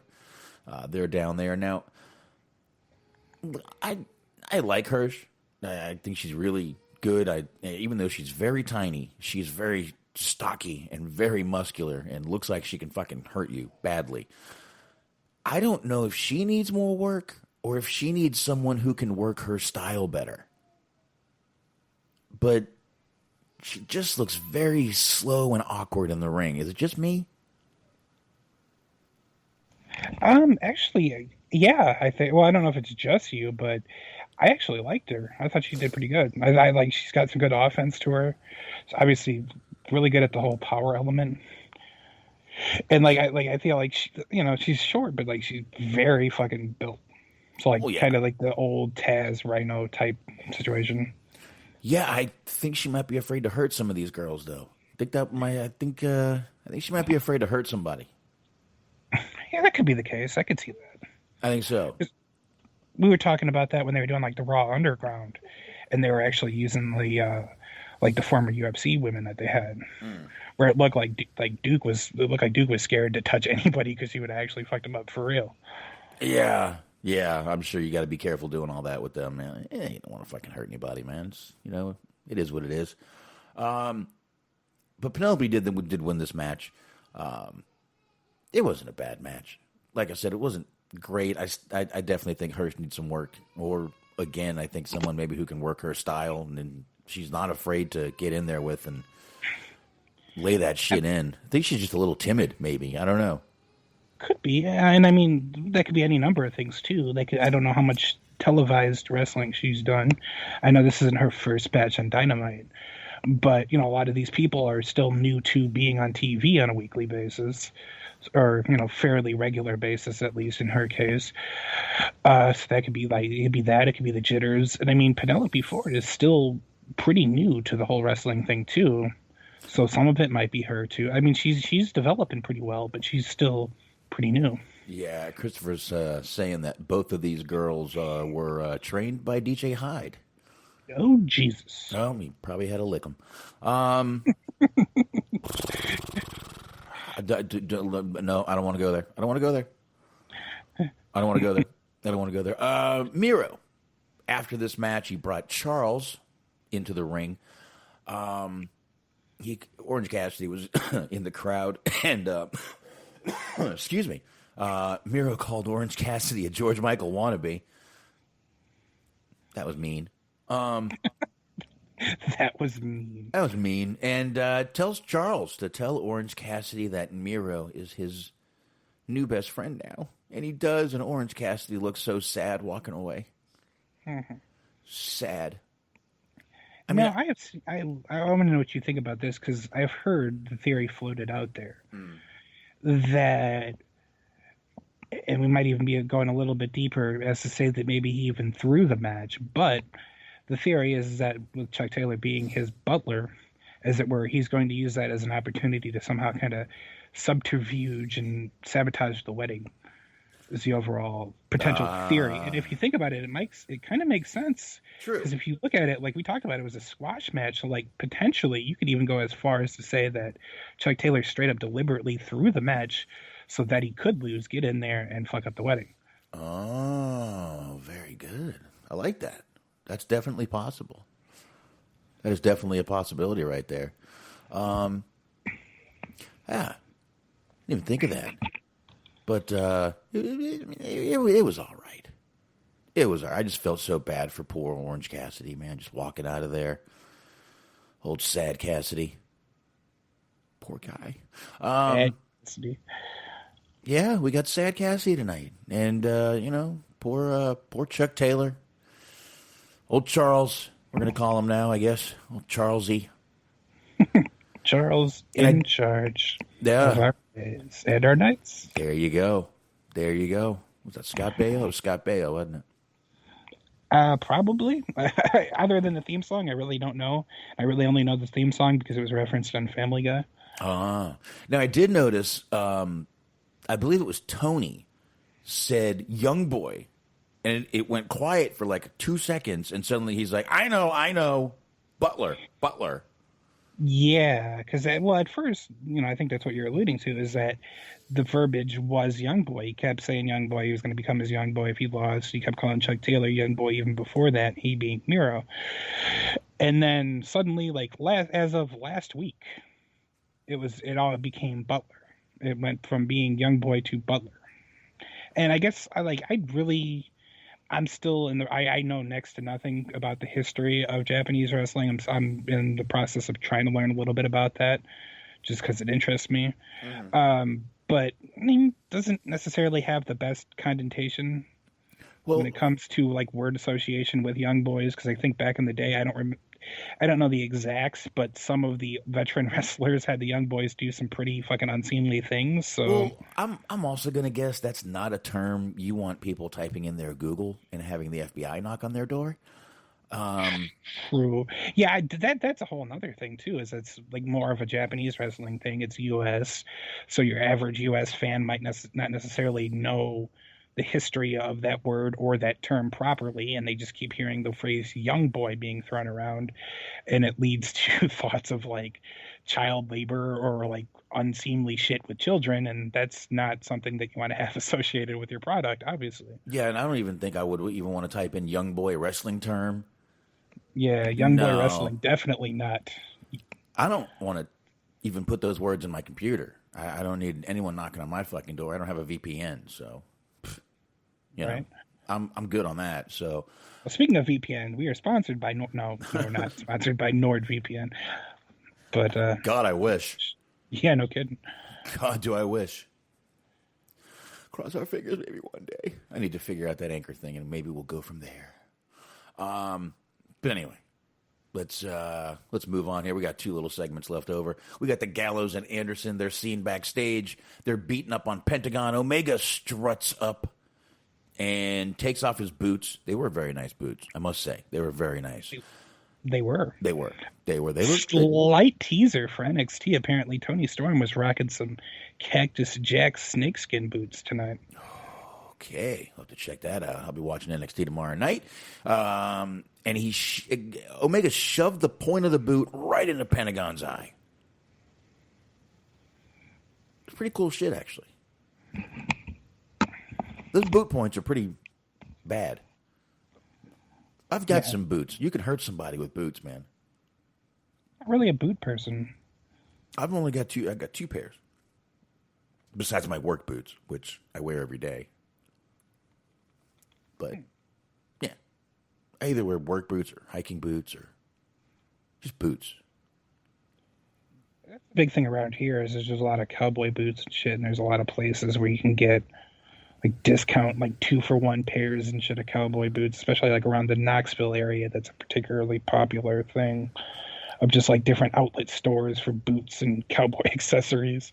Yeah, I mean, we have all those around here, Cavender's and all those places around here too. But I got to be honest, man, the cowboy boots are fine. Believe it or not, I preferred cowboy boots when I do like a suit because you can get away with that in Texas without a problem. Actually, people prefer it. But I don't like wearing them with jeans. Never have. And I do wear bootcut jeans, but I mean, I wear, like I said, work boots or hiking boots, or I always just like boots. I don't know. Don't like sneakers, I hate low tops. Honestly, for me, I usually just wear like slip resistant shoes. Because I work restaurants, so normally I have to wear those for work anyway, but then just the extra comfort of not having to worry if somebody spills some shit at the grocery store or at the restaurant or whatever, if I'm just like eating out somewhere. Yeah. They're more, like once you break them in, they're more comfortable than you would think, but you just got to break them in. It's the same with cowboy boots. Mm-hmm. Yeah. Yeah, you get some of those, you get some, what is that shit called? Mink oil. You put it on there, and you wear them for a couple of days. You put that mink oil on there for a couple of days, 2 or 3 times a day. They'll soften up pretty quick, and they'll start stretching. Nice. Until it rains, and then that day it rains, you can't get the fuckers off. And then you got to do it all over again.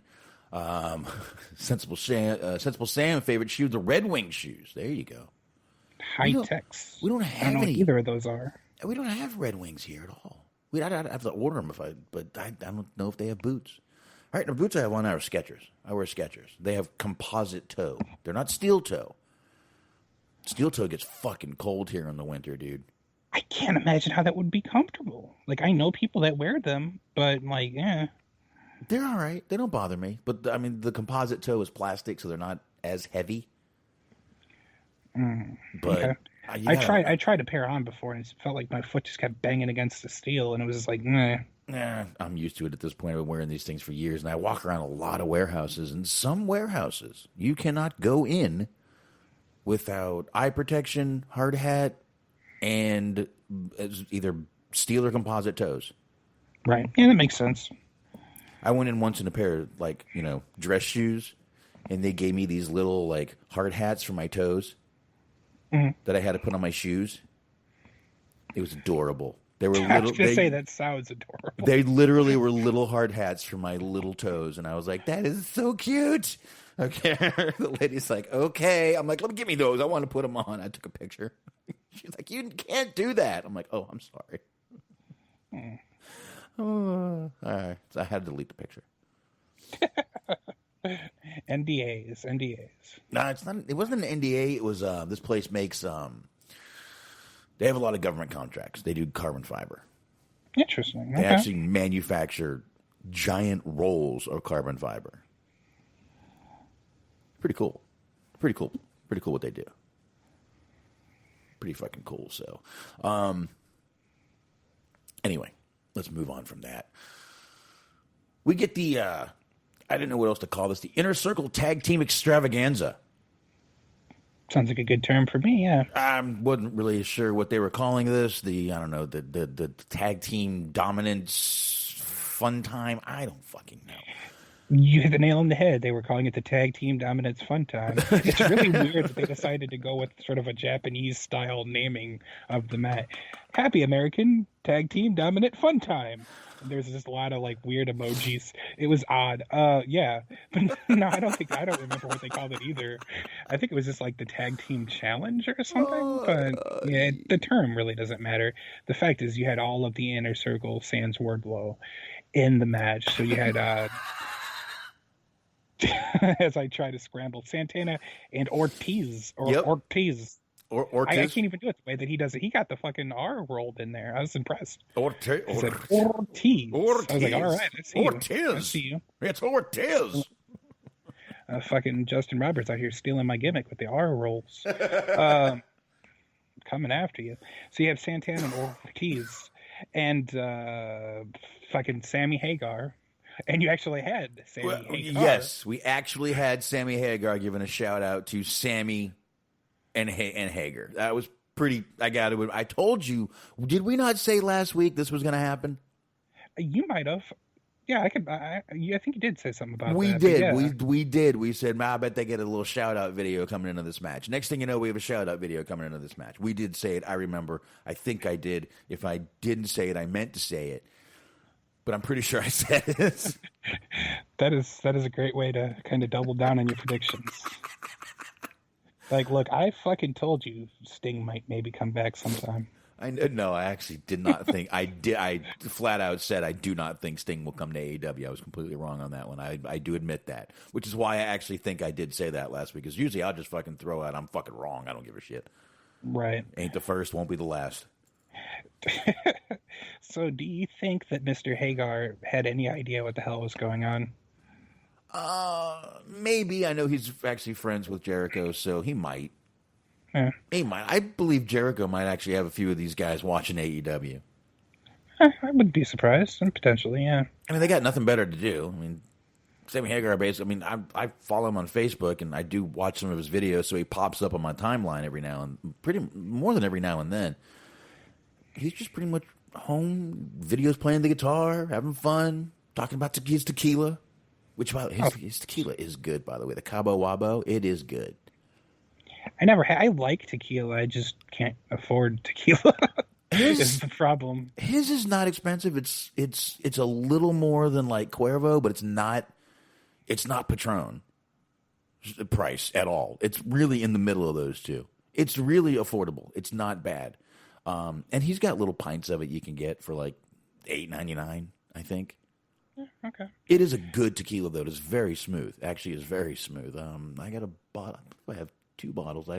He makes a gold and a silver. So I've got both bottles out there. I believe on my kitchen. Got bottles all over the top of the cabinets. You know, it's really good, if not a little pricey, is what I was talking about not being able to afford. You mentioned them, Patron. The Patron XO. It's coffee flavored. Oh. So and I'm not even really a big coffee fan, but it is fucking delicious. I got one of those like little, like mini, I don't know, like 350 milliliter bottles. Yeah. Because that way it was like actually affordable, and I had some of it. And it was pretty good. Yeah, I don't like. I don't like flavored liquors. This is where we part. But it's the sugar. I'm not a big sweets guy. So all that sugar from the flavoring really hits me the next morning. I am so dry. Plus I smoke weed. I am so dry mouth. I can barely fucking like open my mouth in the morning. I'm like pulling it apart. It feels like glue. Okay. See, now I can safely admit with no shame in my game that my drinking habits are kind of that of like a 22-year-old frat girl. Like I'll drink it if it says cotton candy or if it says Bailey's. Woo! Shots. Bailey's is good, but Bailey's doesn't get me drunk, so I don't drink it. No, I'm just saying. Oh yeah, there was one. The only time I've ever really had a bad experience was like Pucker, right? Oh yeah. somebody for a while, and it went away, and I probably know why. Somebody was making an overproof pucker. So it wasn't the 99 flavor stuff, but it was like 35%. So it's the same as Jägermeister and things like that. Yeah. So I drank a whole big bottle of this. Like I drank the entire bottle in one night because it was really fucking delicious. I passed out for 2 hours and woke up in the most excruciating agony I've ever felt in my life. I don't get headaches when I get hangovers, but my head was fucking screeching that night. Oh, wow. Have a good night. Fucking sugar. Yeah, have a good night, Christopher Kane. See, he's heading out to bed. Yeah, dude, that sugar sometimes will just intensify that alcohol, and next thing you know, man, it's just fucking horrible shit, man. And that's why I just kind of, I mean, the wife, like I said, the wife likes doing those Jaeger bombs. I can do 2 or 3. After that, I'm like, oh, God. And I feel horrible the next morning. I want to die the next morning because I had so much sugar. Right. Ooh, Kettle One. Very good. Very good. I like Kettle One vodka. I get that, though, and the wife is like, I don't like it. And I'm like, all right, back to the rock gut vodka. Can I have the plastic bottle, please? Hey, that's pretty much my field, too. That's my game. Nah, she's not that bad. We get Tito's. All right, we go with Tito's usually. She likes Tito's. Well, I usually feel like if I'm going to drink vodka, I just get the cheap shit so that I can get more of it because I'm going to mix it anyway. I don't really drink vodka straight more often than not. Yeah, I do.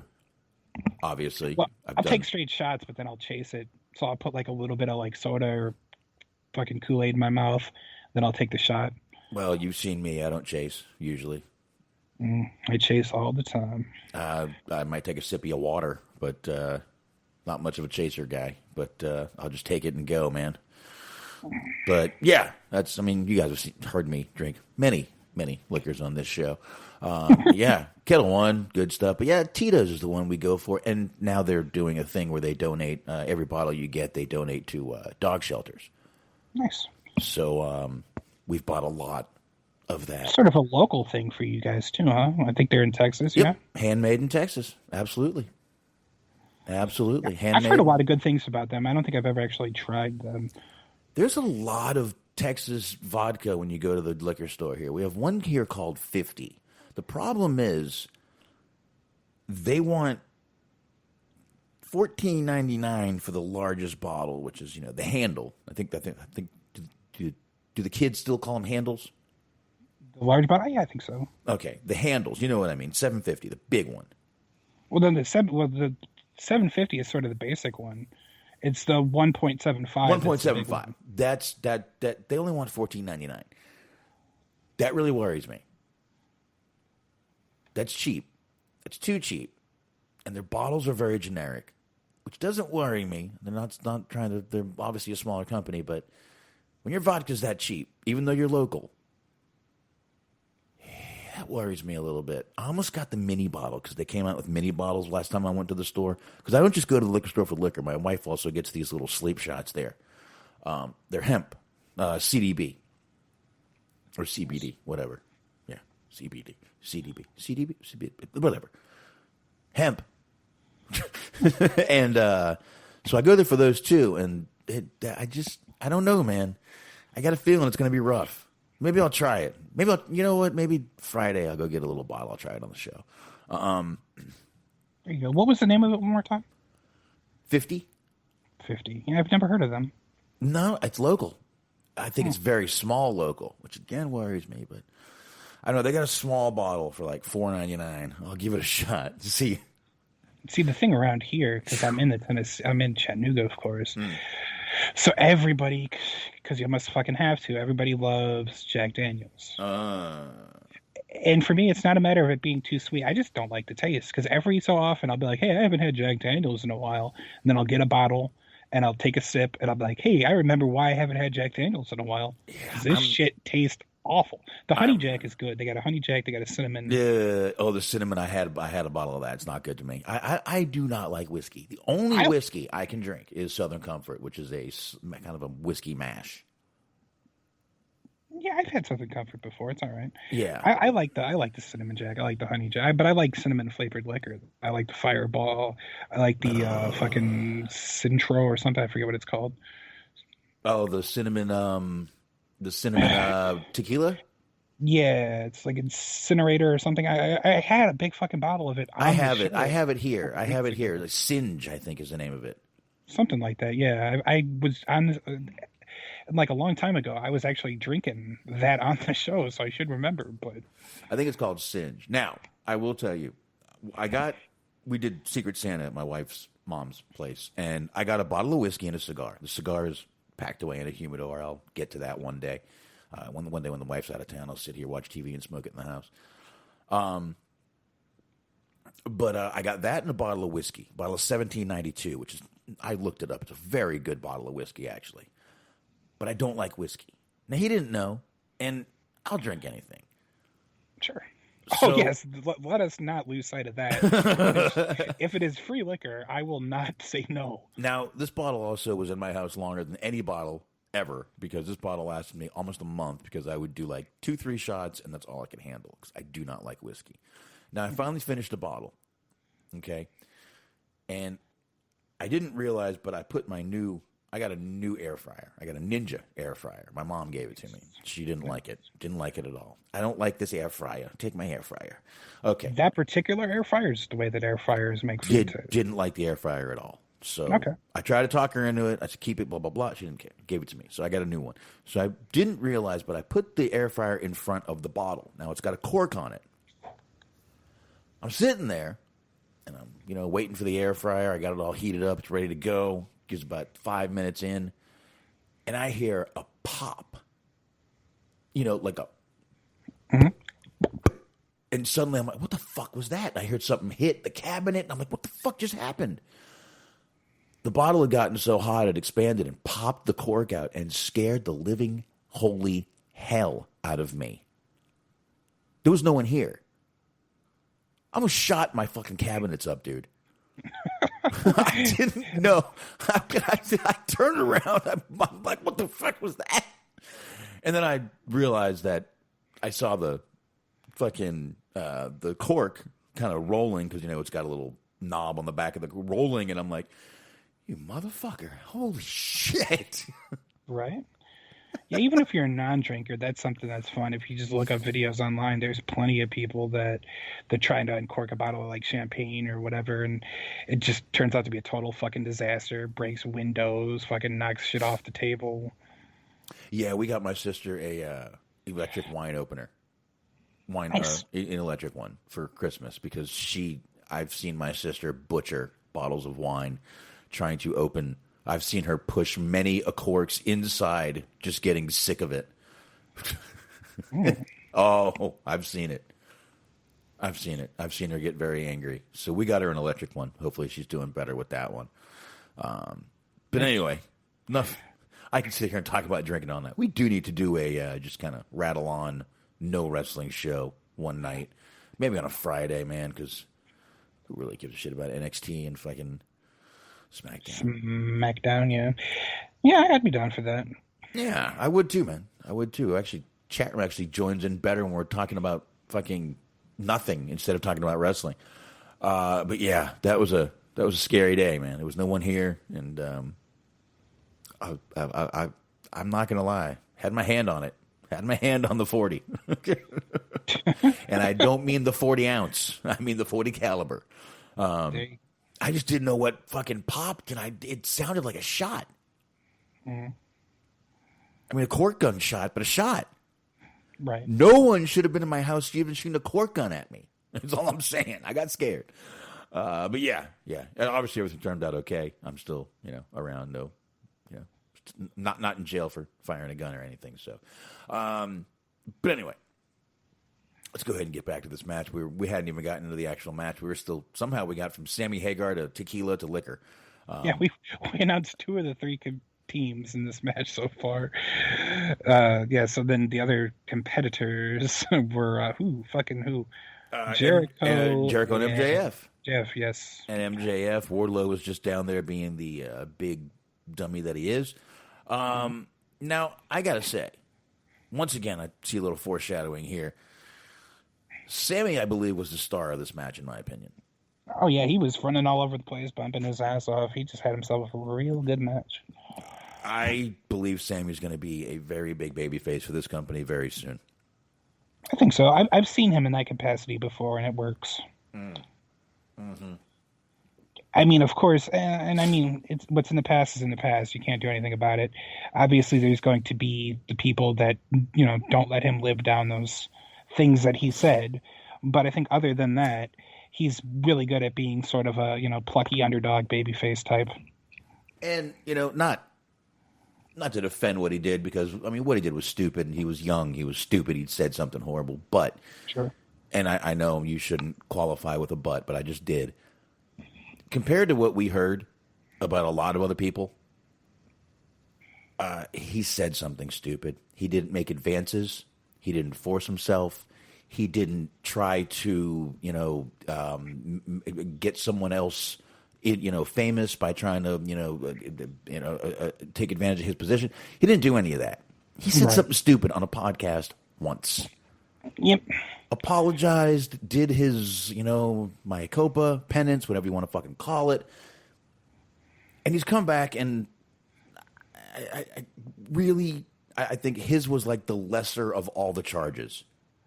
Sure. So, yeah, that can definitely be said, yeah.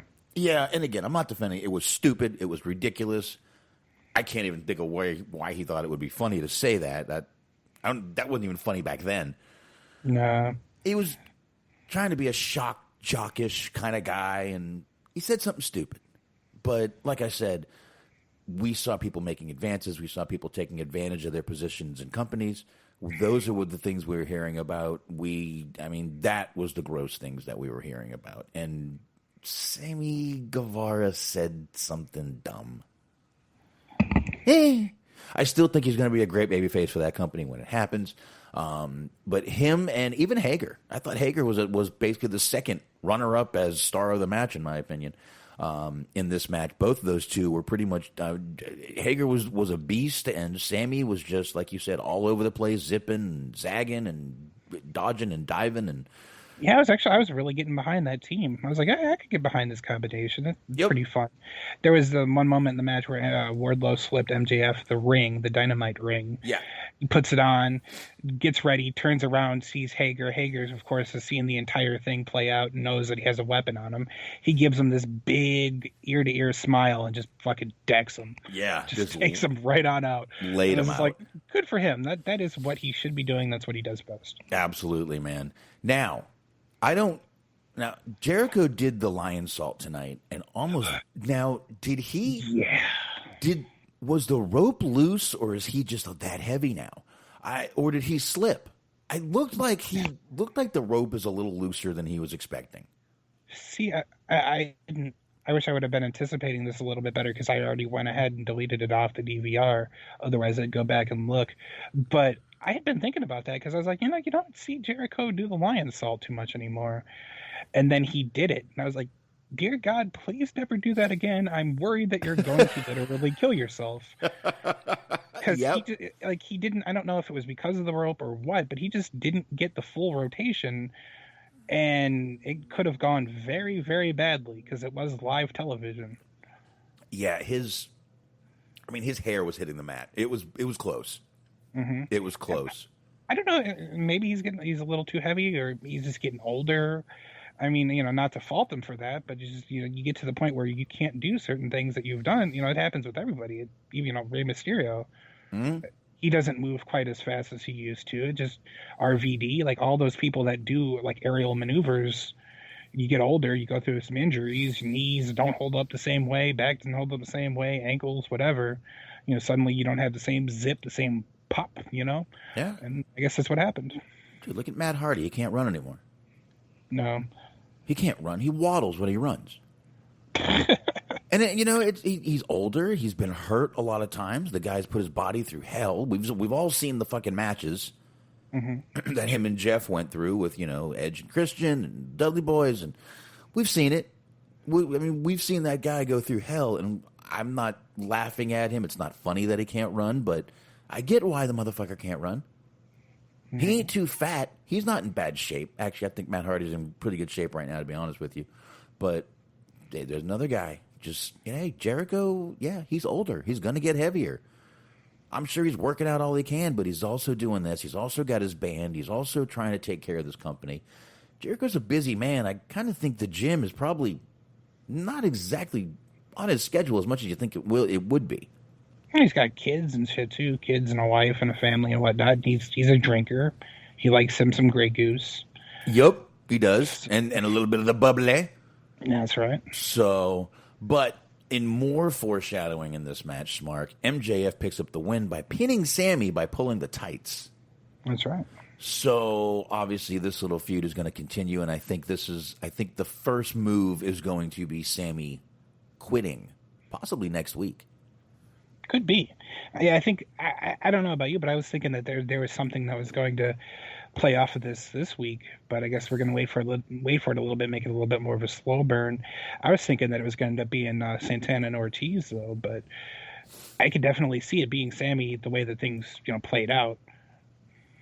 Yeah. I guess we will see. But AEW again. There were some good moments on this show, and I really thought that last match was fun, and there were some really good moments in it. And like I said, I really liked watching Sammy zip and dive around the ring. He was great tonight. Like I said, I thought he was the star of the match. Sure, I agree. But not a whole lot happened. Now, I get it. It was the birthday celebration. That was the main part of the show, and that was really great. Once again, what they're doing for Brody Jr. is amazing. This kid is going to look back at these times. Most people would have to look back at this as the worst times of their life. He's going to look back at this as the best times of his life. Yeah, I mean, there's at least something to associate with other than just, the bad things that had happened to him.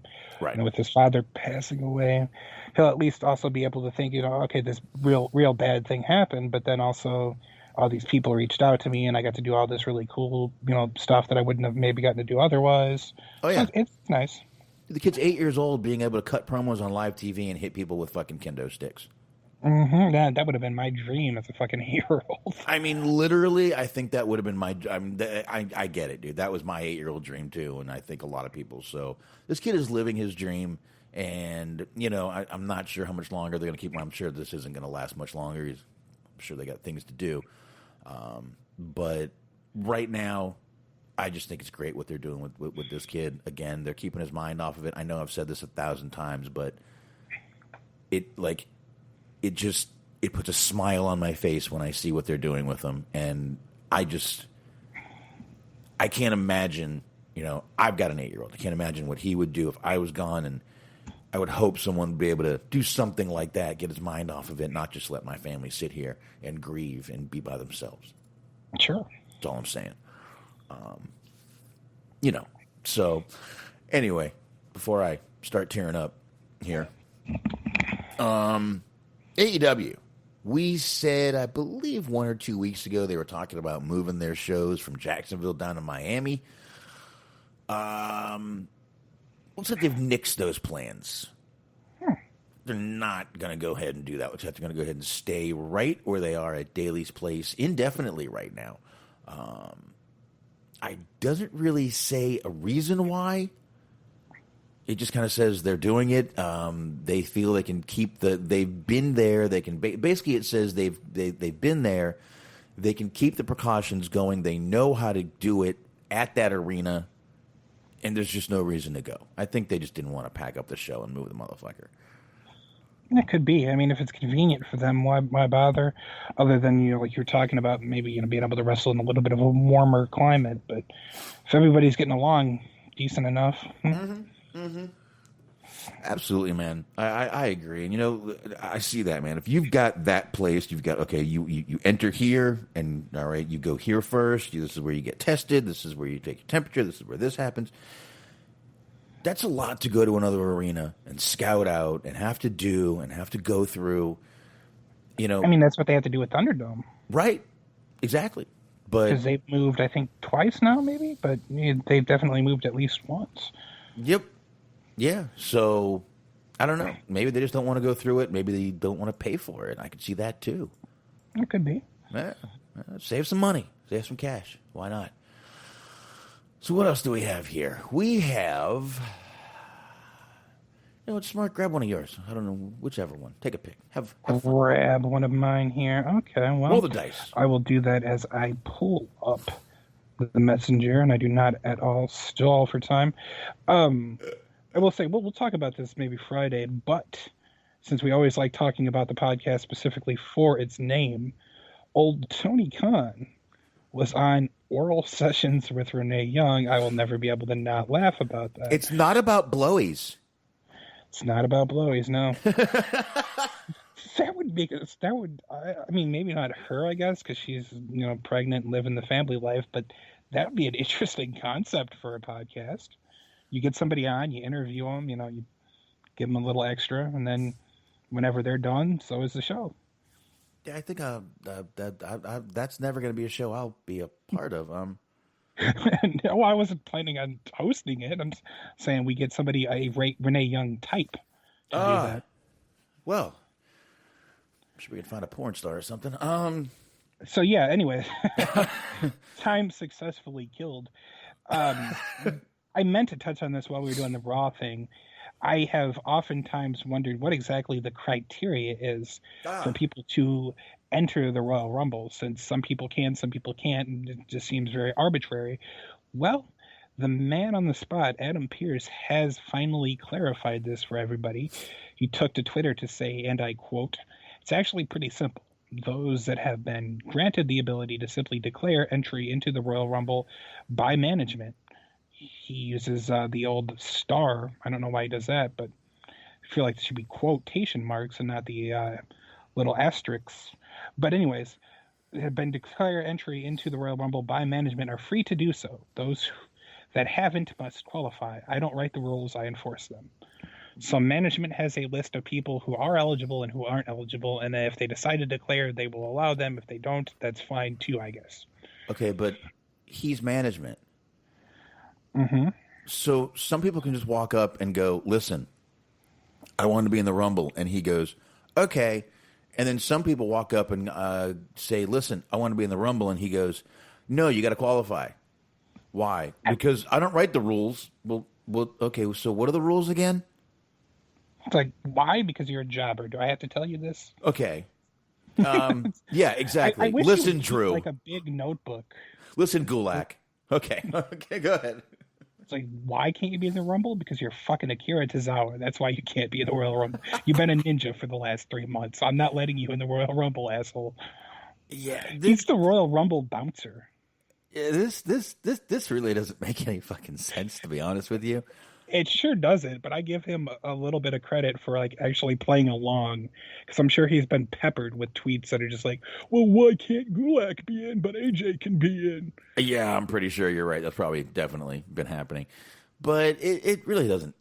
Again, this tweet makes no fucking sense. Okay, so who are they going to? Vince? Right. All right. I guess.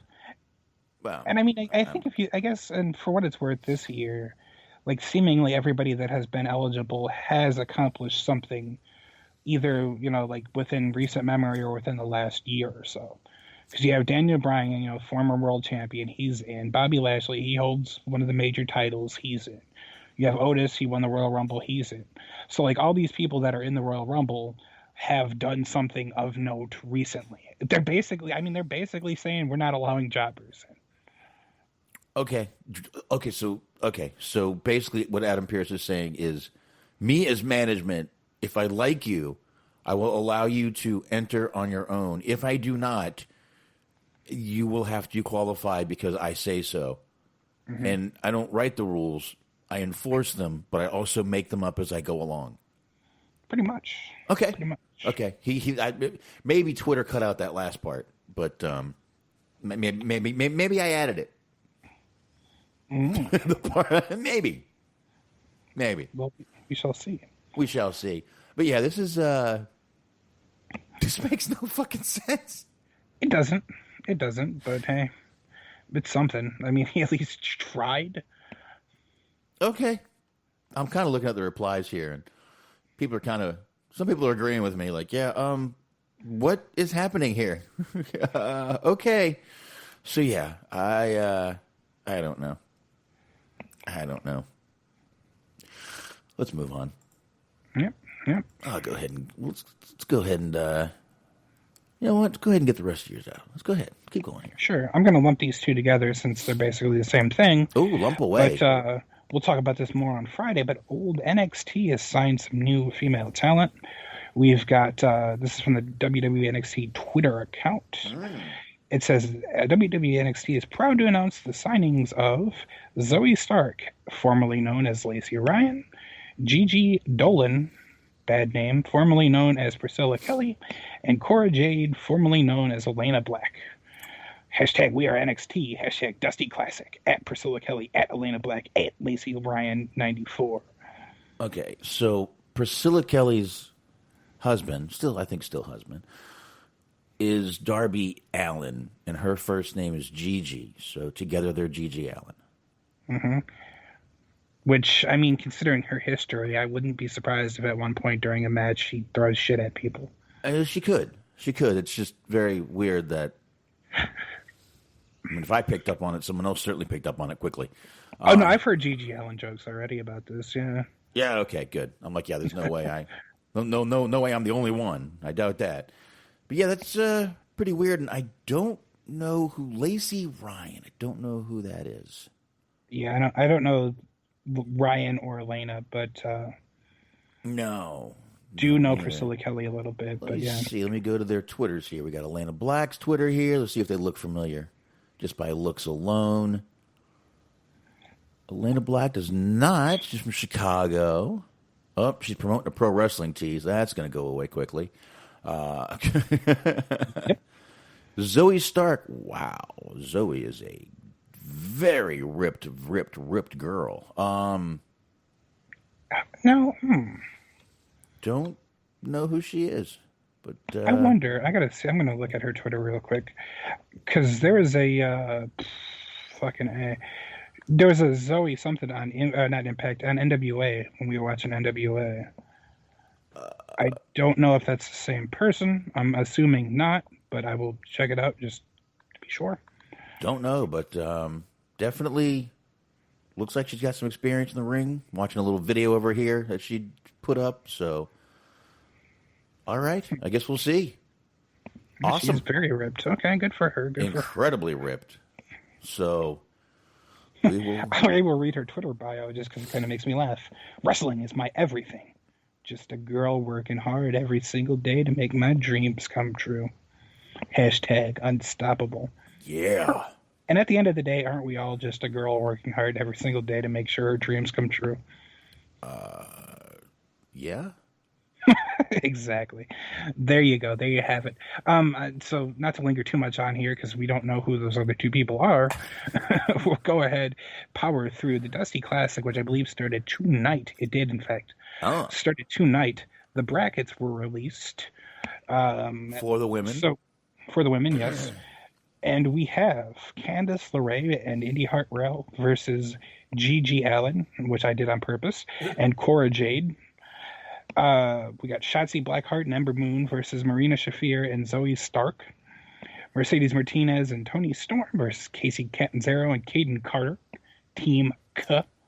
And we have Aaliyah and, assuming not Mysterio, Aaliyah and Jessie Camara against Dakota Kai and Raquel Gonzalez.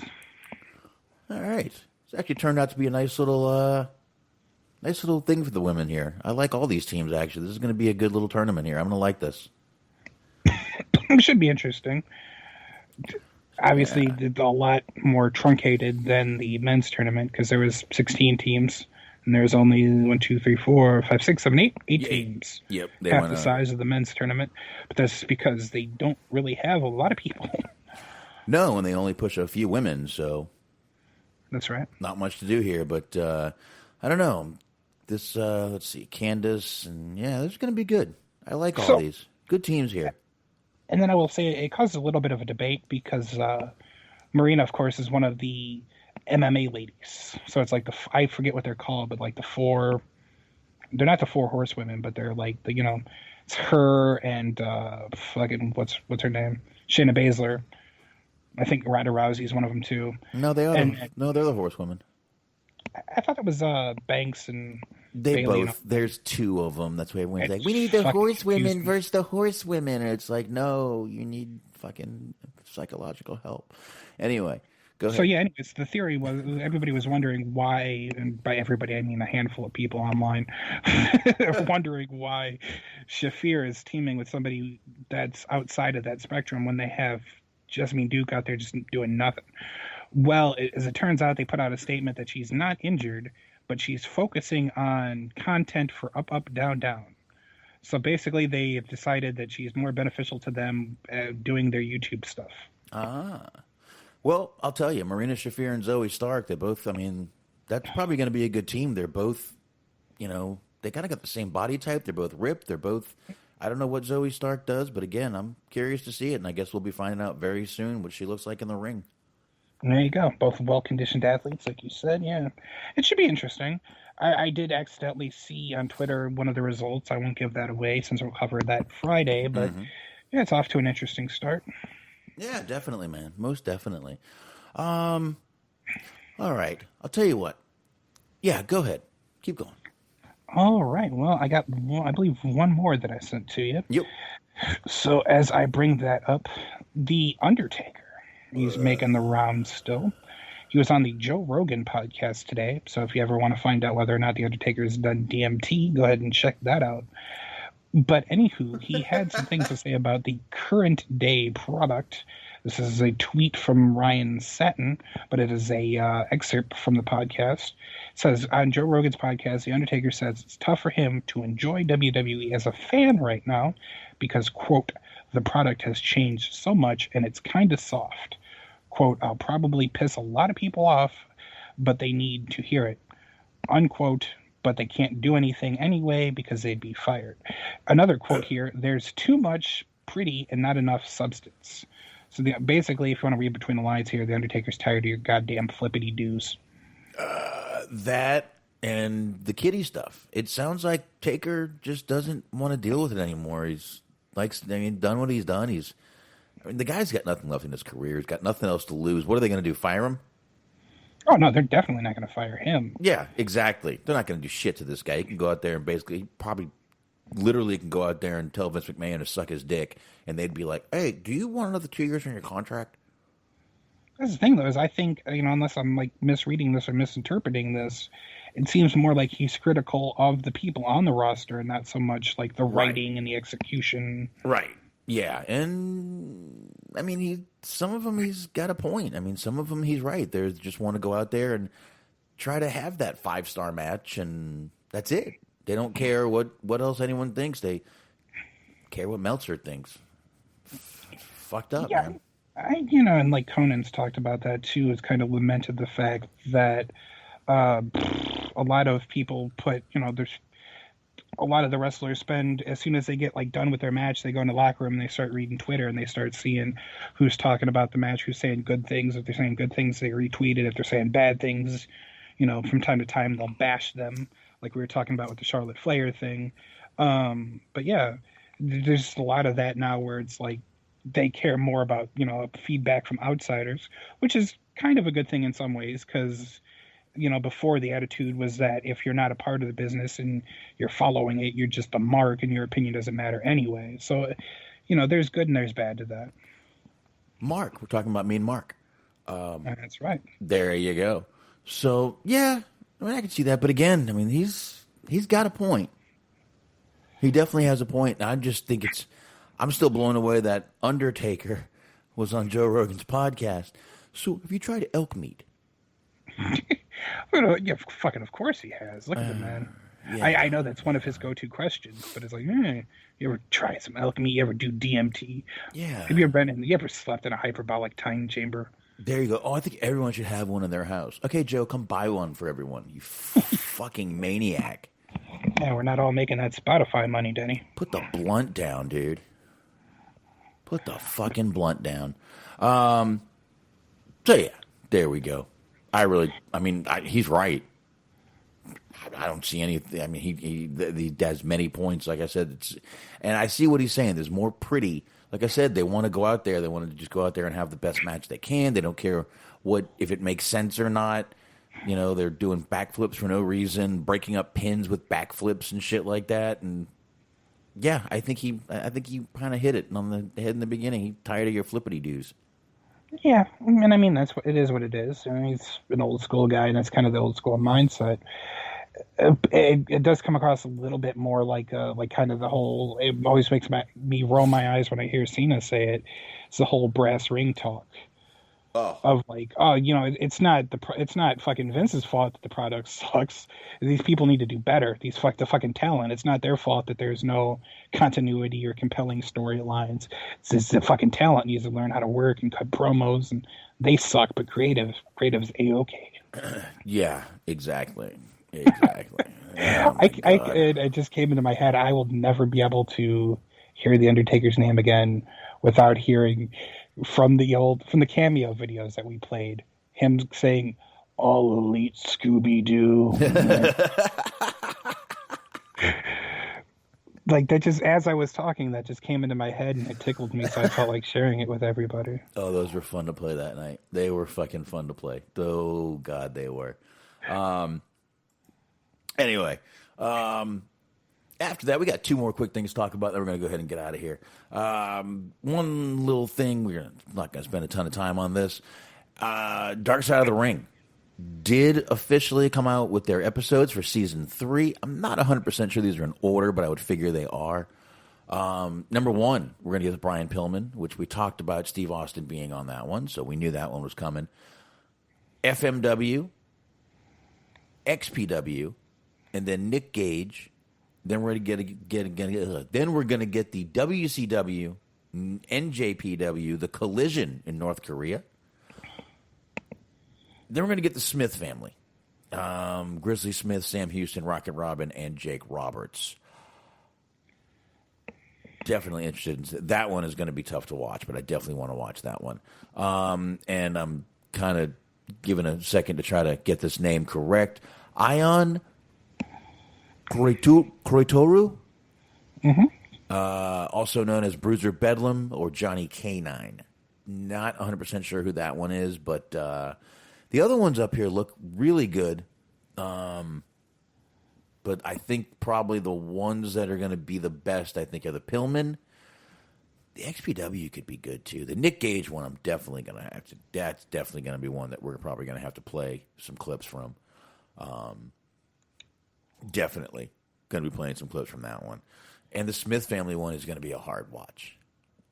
Yeah, that one is going to be just fucking terrible to watch. Everything else should be fun and interesting, but that one's going to be hard. That's going to be a tough watch right there, knowing what we know. I mean, even just from the Beyond the Mat movie, that's going to be a tough one. That is going to be a tough one. So looking forward to that. They don't say when it's starting, but I would assume if they've got episodes and people are filming, it's not going to be much longer. So that is the episode guide, though. Yeah. I definitely think the XPW one's going to be interesting. I mean, I don't see how it couldn't be. When we're talking about this is Rob Black here. This is the same guy who thought it was a good idea to have a Black Santa that he referred to as Negro Claus, which is his words, not mine. But this is a character that he paraded around TV. He was a fucking out there guy. Obviously, he was like a porn, producer and this kind of thing. Oh. And there was a whole incident with Messiah where I think he tried to quite literally choppy his pee-pee, but he ended up getting his finger instead. I believe there was some implications of mafia, possibly, yeah. Yeah. So, I mean, he is fucking wild. Like, it is going to be very, very interesting, I think. Because of just the whole, like, what possessed him to start a company, what it was like working for the company. I think we might end up getting a return of New Jack because he was there for a while. Huh? So that'll always be fun. But then just, and they had that whole little thing where they tried to invade an ECW show. I just hope we get New Jack in a suit. Again, he better be in. If he's not in a suit, I'm going to be disappointed. I don't want him sitting there in jeans. I want him in a suit. I like New Jack in a suit. I like that. He did a whole shoot interview in a suit one time. It was like a powder blue suit. I remember. And it was the same one because there's a lot of clips from that one. There was one of him like just basically saying that Jerry Lawler is a racist and a piece of shit. I've seen it. I've seen it, sir. I do remember that one. Yeah. And our final story that we're going to go ahead and end with tonight. I know we haven't gone that long. We're only 2.5. Mark Henry and I guess Ryback are having a little spat. Started out on Twitter. Of course, every spat now starts out on Twitter, Smark. Everything starts on Twitter. God, what a cesspool fucking social media is. My God, it's getting worse and worse every day. But anyway, I guess here's what happened. It started off after Ryback initially responded to a question posed by WWE Fox on Twitter. They asked who the best superstar to never win the WWE Championship was. Now, I saw this. I did see this. Mm-hmm. I saw it on their Facebook, actually. I replied to it. I said, D'Lo Brown, and I was hoping to get a like or a retweet, and he fucking ignored me, so fuck you, D'Lo Brown. Son of a bitch. And that's where it started. So Ryback came back with, wrestling is fake and the titles are just a prop for marketing tool. Okay, now, I agree and I disagree. Yes, it is a prop. It is a marketing tool, but it also says if they give you those titles, they see something in you, they have faith in you, they have confidence in you. That says something right there. That's an accomplishment. It should be. That should be a moral and accomplishment for somebody. Wouldn't you think? Sure. Okay, good.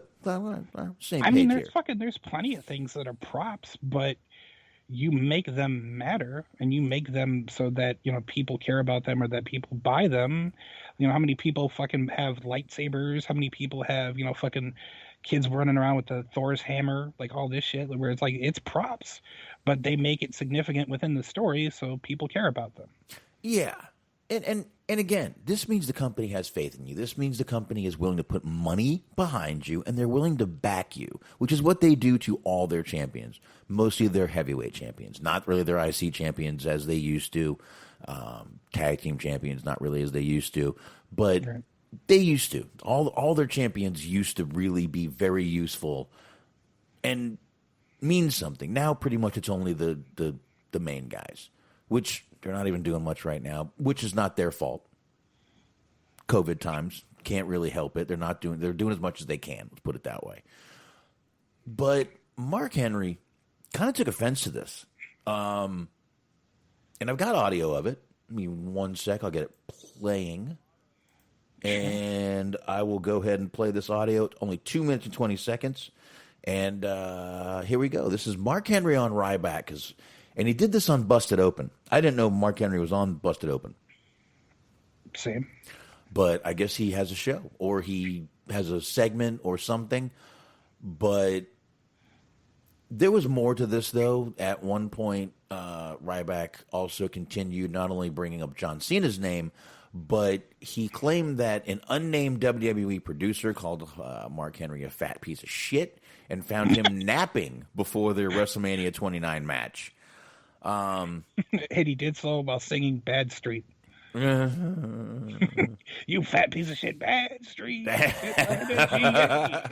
Yeah, he's one to talk. Have some wild turkey. Where's Rosa Mendez? Where's that Mendez girl? You get that shit at the same exact time. Word for word, exactly the same time. We both have a sick sense of humor. All right, I'm going to hit play here. Let's just forget we both just did that. That was fucking in stereo. That was scary, very scary. Here we go. A lot of his peers looked at him as difficult. A lot of his peers looked at him as dangerous. Yeah. And yes, we talk about it on this show all the time, that it's a show. It's sports entertainment. Of course. It is a reflection of sports. We don't use the term fake. The championship is the championship. It's not a prop. Now, I do want to say, this seems like it was edited by SiriusXM. I didn't do any of the editing. I want to clear, because you're going to hear some quick cuts in there. I didn't do that. That was SiriusXM. This is from their Twitter. Let me keep going. I apologize. And he's wrong. I've been a world champion in 3 sports, and I consider pro wrestling one of those. But it was the politics that got me to the top. It was the fact that I'm damn good entertainer, because entertainment is in the name, the job description. Ryback can't take away what I achieved. There's no way that your bitter ass, and I'm talking to you, Ryback. Your name is not Ryback, but whatever your name is, I don't even know your real name. Skip, whatever it is. You are wrong. Every wrestler that sees your face should walk up to you and say, hey, you're an asshole. And I hope you know how to fight for real, because you know, and I know, there's a lot of people that'll whoop your ass. If I saw you, I would tell you, hey, man, you're an asshole. And if you want it with me, you could get the first one. Go ahead. Your punches taste like candy. And it's a bunch of guys out there that feel the same way that I do, the way you talk shit on our business. I feed my family with this business. This show, hey, it's a show about wrestling. I'm not an active talent. I'm not an employee. But I love the business enough to not let you sit here and talk shit on it and trivialize it because you failed, because you didn't achieve, that you didn't become a champion. So you feel like it's something that's given. It's a prop. You're wrong. What have you ever been a champion in outside of wrestling? Are you a champion in your own home? Do your dogs like you? Do people around you respect you for being more than a wrestler or a musclehead? I've been a musclehead my whole life, and people respect me for it. You owe the wrestling industry an apology. If you don't, I think that pro wrestlers all over the world should never give you respect. Wow. One guy I would not want to meet and him be mad at me is Mark Henry. I don't care how big I was. I think Mark Henry would kill me. I think Mark Henry would kill a lot of people. Mark Henry is a big, strong, he did strongman competitions. Like you said, he's been a world champion in 3 sports. And I like what he said. I consider wrestling one of those sports. And like I said, yeah, okay. You know what? You want to call them props? That's fine. You want to call wrestling fake? That's fine. We all know better. We know these guys really get hurt. We've seen it. We've watched it. We watched Sid's leg. We watched Sid Vicious's leg break on live fucking television, dude. We saw Kurt Angle's arm break and still get pulled for an Irish whip by that arm from him and Ken Anderson. We've seen Kurt Angle throw fucking Shane McMahon head first 3 times, I believe, at King of the Ring. We've seen some shit go down. We've seen people die in the fucking ring, dude. Yeah. We've seen people die in the fucking ring. Multiple times, sadly. I mean, not the same person multiple times, obviously, but multiple people. Right. You know, Owen Hart, Pero Lego, Leg Grow. Yeah. Fake. Watch that one. But yeah, I mean, a lot of fucking, what was his name? Oh, God. I will figure it out in a minute, but yeah, Silver King. He passed away like a year or 2 ago in the ring. Pre-pandemic. Japan.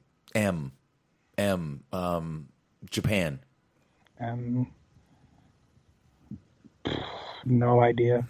Wish I could help.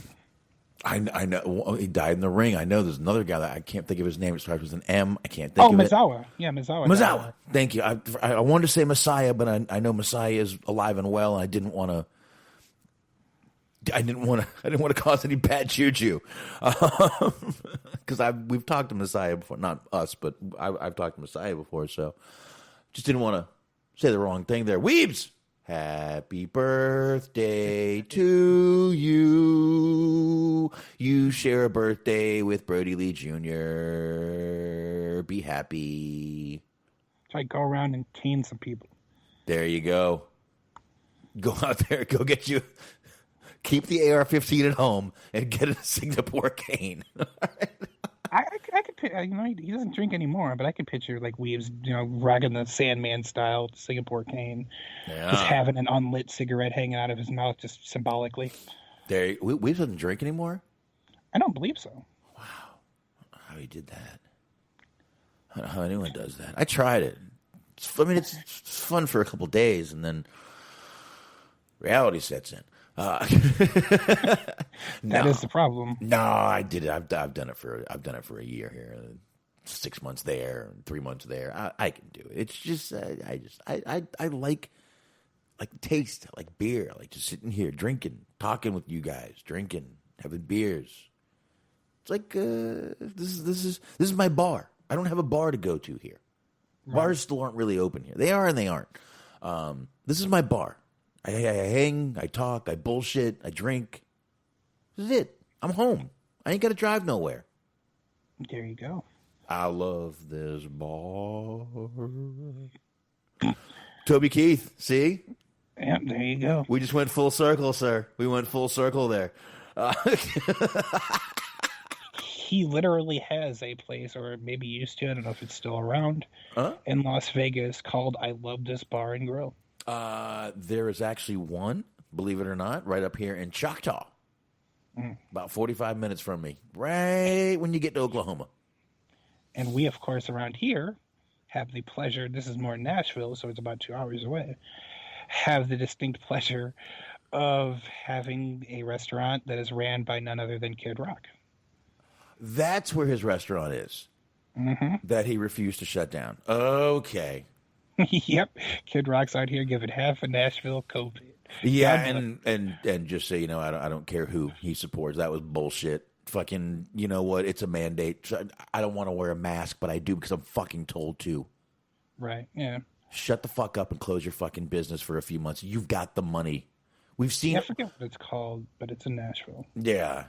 But Toby, actually, me and my wife, when we were there, we ate at that place, that Toby Keith bar. It was actually very good. The burger, I mean, $12 for a burger and a fry is a little ridiculous, but it's at a casino, so I didn't bitch. Now, I gotta ask you, Smart. Sure. You been to Graceland? No, I have not been to Memphis. Memphis is about 5 hours away from me. Okay. I mean, I know it's a big state, obviously, but, you know. Oh, no, I'm just saying, just for whatever it's worth. I have been to Nashville, I've been to Knoxville, Atlanta, all the sort of surrounding areas, but I've just never been to Memphis. I will say, there's an interesting story about this, though. Oh. A girl that I was in the courting process with, we'll say, was from Memphis. And we were just kind of talking about, I was trying to use the angle of, you know, we're both not from here, so maybe we can build on that. That ultimately didn't work. But anyways, be that as it may, you know, we were talking about, you know, me being from Chicago, her being from Memphis, and she was like, I don't think I want to move. I don't think I'd move back. And I was like, oh, why? And she's just like, you know, it's too rough. Just last time I was there, I saw a dead body. And I was like, fucking around, just me being me. I said, oh, did you get a selfie with it? And she goes, do you want to see? And I'm like, are you fucking kidding me?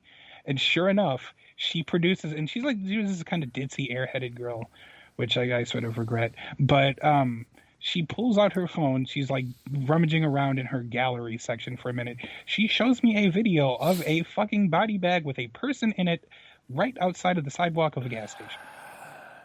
And I'm just like, well, I understand why you do not want to move back there. And ditzy blondes are great. Have you seen my wife, my blonde? She's a brunette, but no, same thing. Oh, all right. Have you seen my ditzy blonde wife? She actually works at Hooters now. So yeah. Befriending her on Facebook was the right choice. Does she have a really old husband working there that has old balls? Okay, all right. I get the reference, but I would hope not. All right. Anyway, so Mark Henry not only got angry at the fake comment, especially from, you know, and I got to tell you, right now we're doing what Ryback wants. He wants attention. He's saying things to get attention. He's sort of been making a note of doing that. He's kind of been on a tour that way, because I don't think we covered it, and I think maybe intentionally, but like a week ago before this happened, he was talking about Heyman. Right. And he said, long story short, is that Heyman's never really been talented. He's just always been smart enough to surround himself with and by talented people. I hate to tell you, but that's a talent. Mm-hmm. Seriously. Being able to make Justin Credible look like a viable wrestler is a talent. And I completely disagree. I think Paul Heyman's very talented.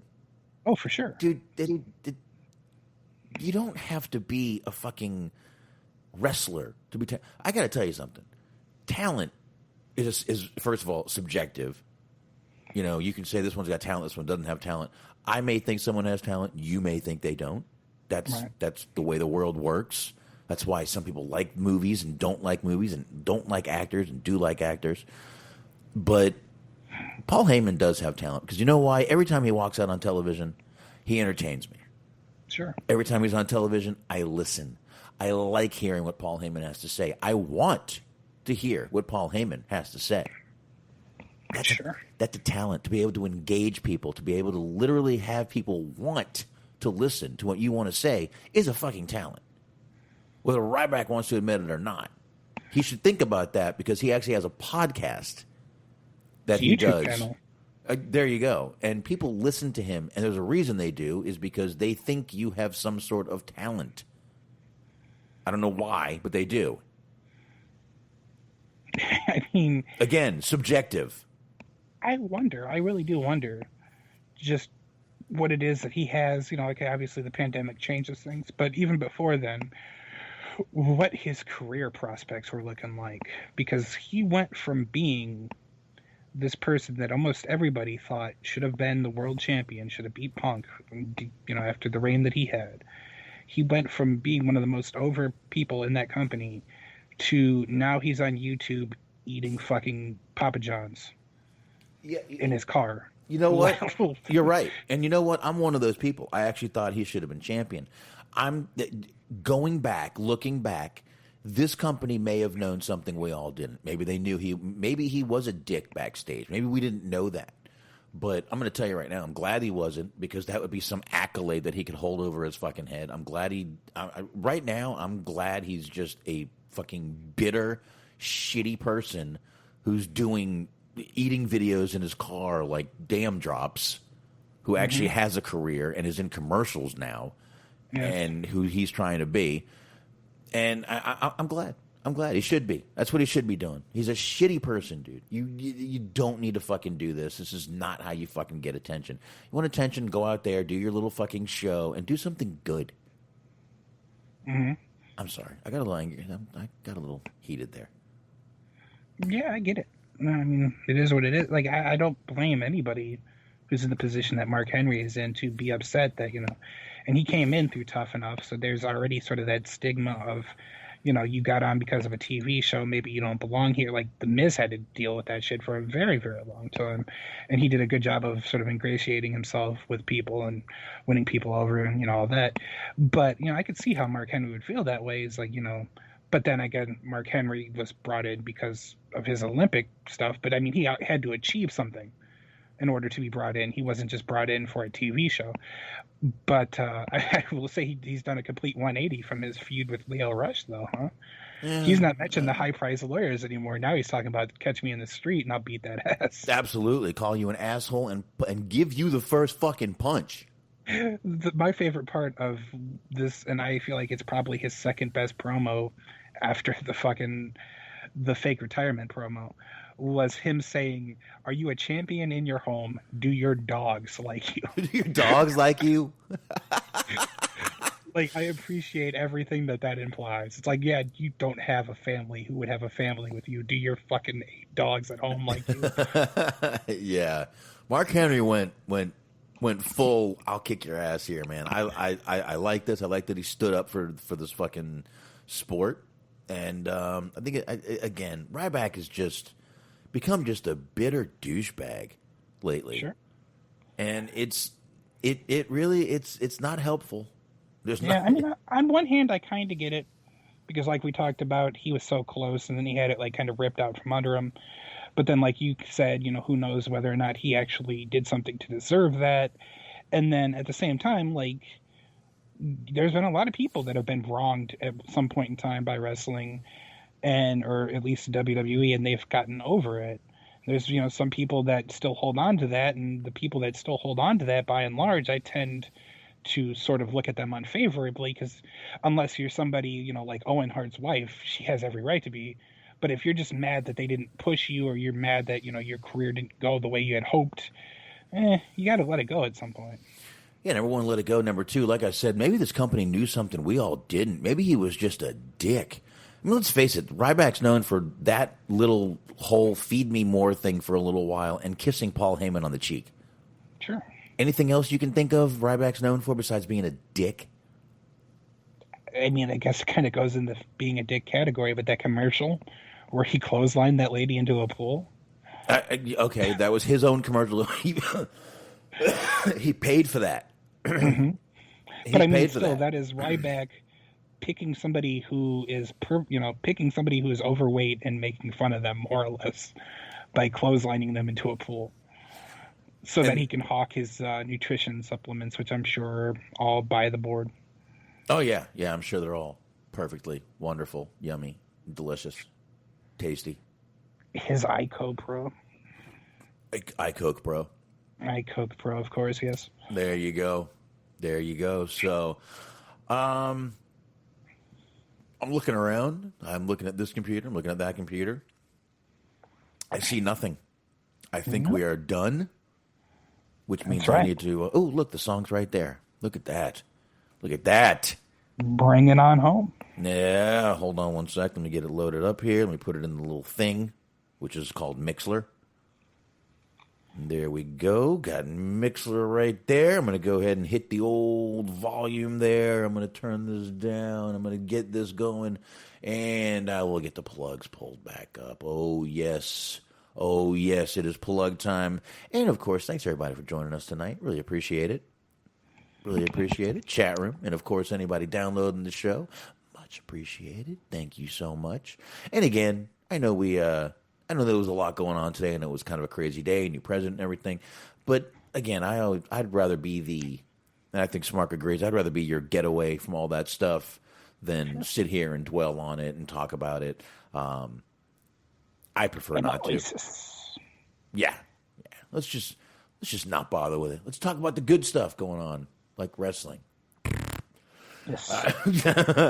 So, all right, let me hit this fucking music on here. Let's go ahead and talk about the high marks. You know who those are? You know who those guys are. You want to check them out. You can check them out. Mixler.com/Metal Mitt Network. 2 T's in that mitt right there. You can check them out.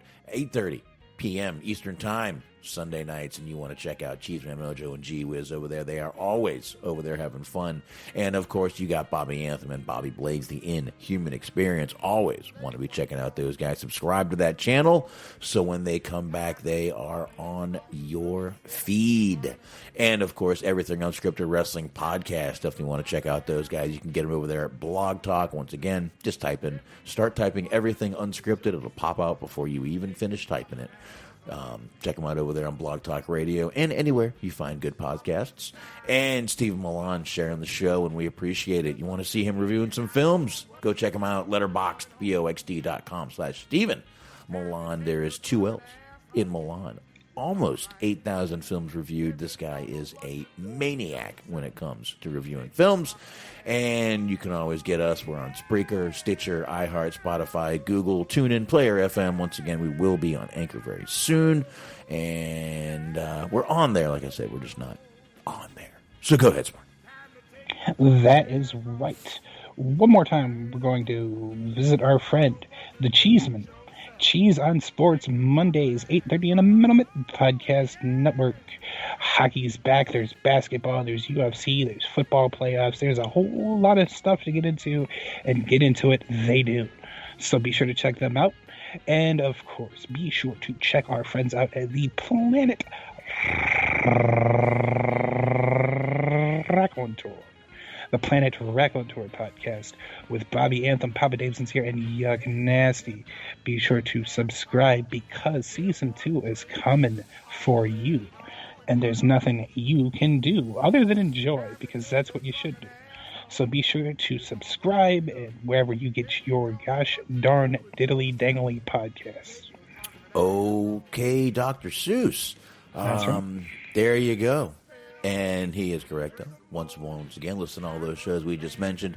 I appreciate, once again, everybody coming on in, joining us. Chat room. Once again, Weebs, happy birthday. It's already past your birthday. Anyway, hope you enjoyed your birthday. Hope you enjoyed your birthday, sir. Everybody, once again, we will see you on Friday. And on that note, adios.